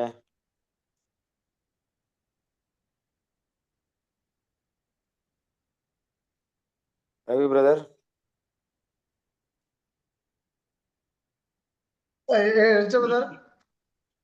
ಹೇಳಿ. ರವಿ ಬ್ರದರ್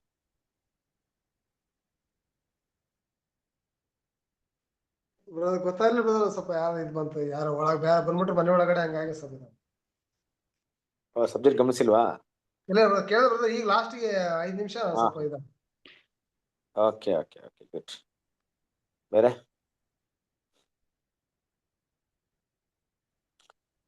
ಓಕೆ, ಕ್ರಿಸ್ತನ ನಂಬಿಕೆ ಸರ ಇದೆ. ಸ್ಟಡಿ ಮಾಡ್ರಿ, ಸಬ್ಜೆಕ್ಟ್ ನ ಗಮನವಿಟ್ಟು ಕೇಳ್ಕೊಳ್ರಿ.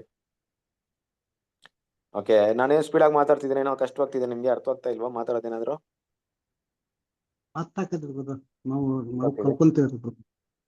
ಓಕೆ, ಏನೋ ನಂದು ಮಾತಲ್ಲಿ ಏನೋ ಇದಿಲ್ಲ ತಾನೆ? ಕರೆಕ್ಟ್ ಇದೆಯಾ? ಪ್ರಶ್ನೆ ಏನಂತ ಗೊತ್ತಾಗಲಿಲ್ಲ ನನಗೆ. ಪ್ರಶ್ನೆ ಏನಿಲ್ಲ, ಈ ಸಬ್ಜೆಕ್ಟ್ ಅಲ್ಲಿ ಏನ್ ಪಾಯಿಂಟ್ಸ್ ನಿಮ್ಗೆ ಇದಾಯ್ತು ಅಂತ ಅಷ್ಟೇ, ಏನಿಲ್ಲ.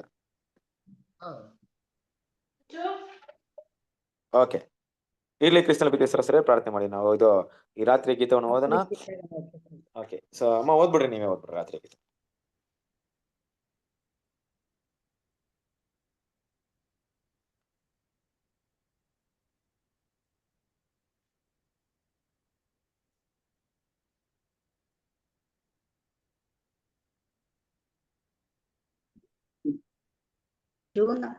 ಜುಲೈ 14 ರಾತ್ರಿಯ ಗೀತೆಗಳು. ಬೇಡಿಕೊಳ್ಳಿರಿ, ನಿಮಗೆ ದೊರೆಯುವುದು, ಆಗ ನಿಮ್ಮ ಆನಂದವು ಪರಿಪೂರ್ಣವಾಗುವುದು. ಯೋಹಾನ 16:24. ಸ್ತುತಿ ಕೃತಜ್ಞತೆಯುಳ್ಳ ಆತ್ಮವನ್ನು ಬೆಳೆಸಿಕೊಳ್ಳುವುದು ಮತ್ತು ದೇವರ ಎಲ್ಲಾ ಸದ್ಗುಣಗಳ ಪ್ರೀತಿಯ ಮೆಚ್ಚುಗೆಯನ್ನು ವ್ಯಕ್ತಪಡಿಸುವುದೇ ಕ್ರೈಸ್ತರ ಸಂತೋಷವುಳ್ಳ ಜೀವನದ ರಹಸ್ಯವಾಗಿದೆ. ಅಂತಹ ಆತ್ಮವನ್ನು ಬೆಳೆಸಿಕೊಳ್ಳಬೇಕಾದ ನಾವು ಯಾವಾಗಲೂ ಆತನ ಕರುಣೆ ಮತ್ತು ಕೃಪೆಯ ಕ್ರಿಯೆಗಳನ್ನು ನಮ್ಮ ಮನಸ್ಸಿಗೆ ತರಬೇಕು ಮತ್ತು ನಮ್ಮ ಪ್ರಾರ್ಥನೆಗಳಲ್ಲಿ ನಾವು ಆಗಾಗ ಹೇಗೆ ಆತನ ಎಲ್ಲಾ ಸದ್ಗುಣಗಳನ್ನು ನೆನಪಿಸಿಕೊಳ್ಳುತ್ತೇವೆಂದು ಆತನಿಗೆ ತಿಳಿಸಬೇಕು.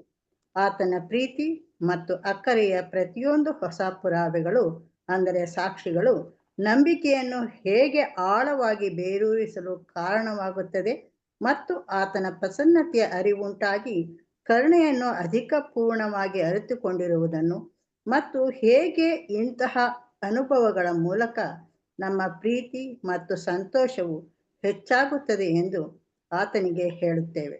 ಆತನು ಮೊದಲು ನಮ್ಮನ್ನು ಪ್ರೀತಿಸಿದ್ದರಿಂದ ನಾವು ಆತನನ್ನು ಪ್ರೀತಿಸುತ್ತೇವೆ.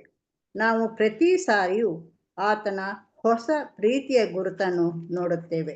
ನಿಜವಾಗಿಯೂ ಮೆಚ್ಚುಗೆಯನ್ನು ವ್ಯಕ್ತಪಡಿಸುವ ಪ್ರೀತಿ ನಮ್ಮಲ್ಲಿದ್ದರೆ ನಮ್ಮ ಹೊಸ ಪ್ರೀತಿಯ ಗುರುತನ್ನು ನೋಡುತ್ತೇವೆ ಮತ್ತು ನಾವು ಹೆಚ್ಚೆಚ್ಚಾಗಿ ದೇವರಲ್ಲಿ ಸಂತೋಷ ಪಡುತ್ತೇವೆ, ಏಕೆಂದರೆ ಆತನ ಪ್ರಸನ್ನತೆಯಲ್ಲಿ ಪರಿಪೂರ್ಣ ಆನಂದವಿದೆ.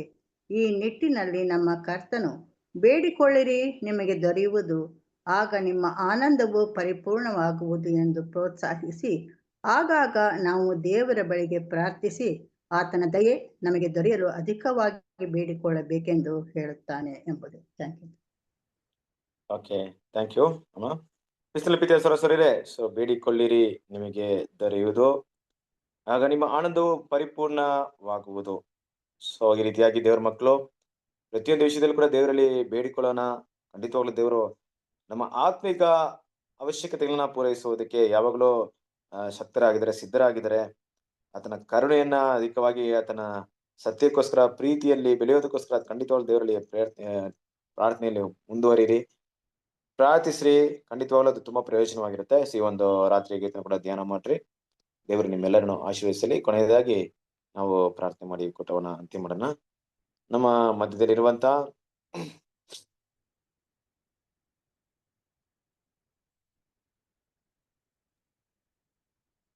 ಬಸವರಾಜ್ ಪ್ರಾರ್ಥನೆ ಮಾಡ್ಬಿಟ್ರಿ.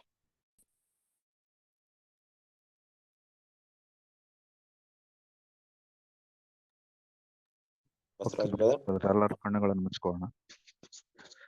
ನೀತಿ ಸ್ವರೂಪನು ಅಗಮ್ಯವಾದ ಬೆಳಕಿನಲ್ಲಿ ನಿತ್ಯ ನಿರಂತರ ವಾಸ ಮಾಡುವ ನಮ್ಮ ಸ್ವರ್ಗೀಯ ತಂದೆಯಾದ ದೇವರೇ, ಈ ಒಂದು ವೇಳೆಗಾಗಿ ನಿಮಗೆ ಕೃತಜ್ಞತೆ ಸಲ್ಲಿಸ್ತೇವೆ ಸ್ವಾಮಿ.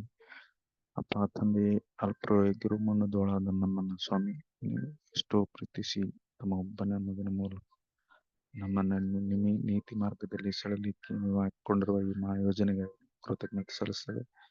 ಅದು ದೊರೆಯುವುದವರೆಗೆ ಸೋದರ ಮೂಲಕ ನೀವು ನಮ್ಮೊಟ್ಟಿಗೆ ಮಾತಾಡಿ ಅನೇಕ ಮಹತ್ತಾದ ಗೂಢಾರ್ಥಗಳನ್ನು ತಿಳಿಪಡಿಸಿದ್ದಕ್ಕಾಗಿ ನಾವು ಕೃತಜ್ಞತೆ ಸಲ್ಲಿಸ್ತೇವೆ. ದೇವರೇ, ಸೋದರನ್ನ ಇನ್ನೂ ಹೆಚ್ಚೆಚ್ಚಾಗಿ ನಿಮ್ಮ ಸೇವೆಯಲ್ಲಿ ಉಪಯೋಗಿಸಿ ಸ್ವಾಮಿ. ಅವರಿಗೆ ಬೇಕಾಗಿರೋ ಜ್ಞಾನ ಬುದ್ಧಿಯನ್ನು ಕೊಟ್ಟು ನಡೆಸ್ರಿ. ಹಾಗೆ ಅವ್ರ ಕುಟುಂಬವನ್ನು ಆಶ್ರಯಿಸಿ ಸತ್ಯಕ್ಕೆ ತಕ್ಕ ನಡೆಸಲಿಕ್ಕೆ ಬೇಕಾಗಿರುವಂತ ಶಕ್ತಿ, ಶೋಧನೆಗಳನ್ನು ಜಯಿಸಿಕೊಳ್ಳಕ್ಕೆ ಬೇಕಾಗಿರುವಂತ ಶಕ್ತಿಯನ್ನು ಕೊಟ್ಟು ನಡೆಸಿರಿ ಎಂಬುದಾಗಿ ನಾವು ಪ್ರಾರ್ಥಿಸ್ತೇವೆ. ತಲೆಬಾಗಿರೋ ಪ್ರತಿಯೊಬ್ಬರನ್ನು ಕೂಡ ನೀವು ಆಶ್ರಯಿಸ್ರಿ.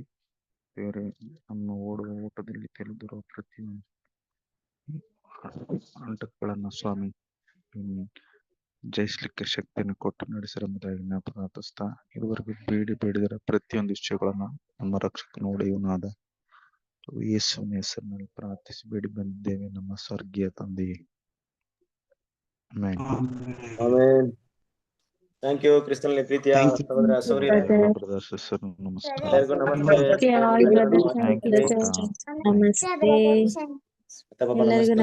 ನಮಸ್ತೆ ನಮಸ್ತೆ ನಮಸ್ತೆ ಮೋಹನ್ ರಾಜ್ ಬ್ರದರ್,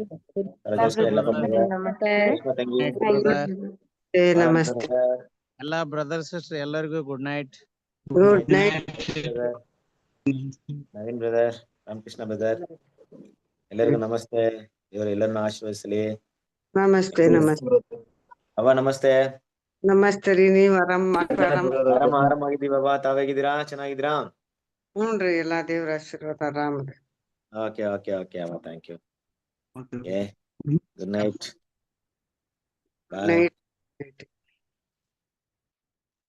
ನಮಸ್ತೆ ಸುಮ್ಮನೆ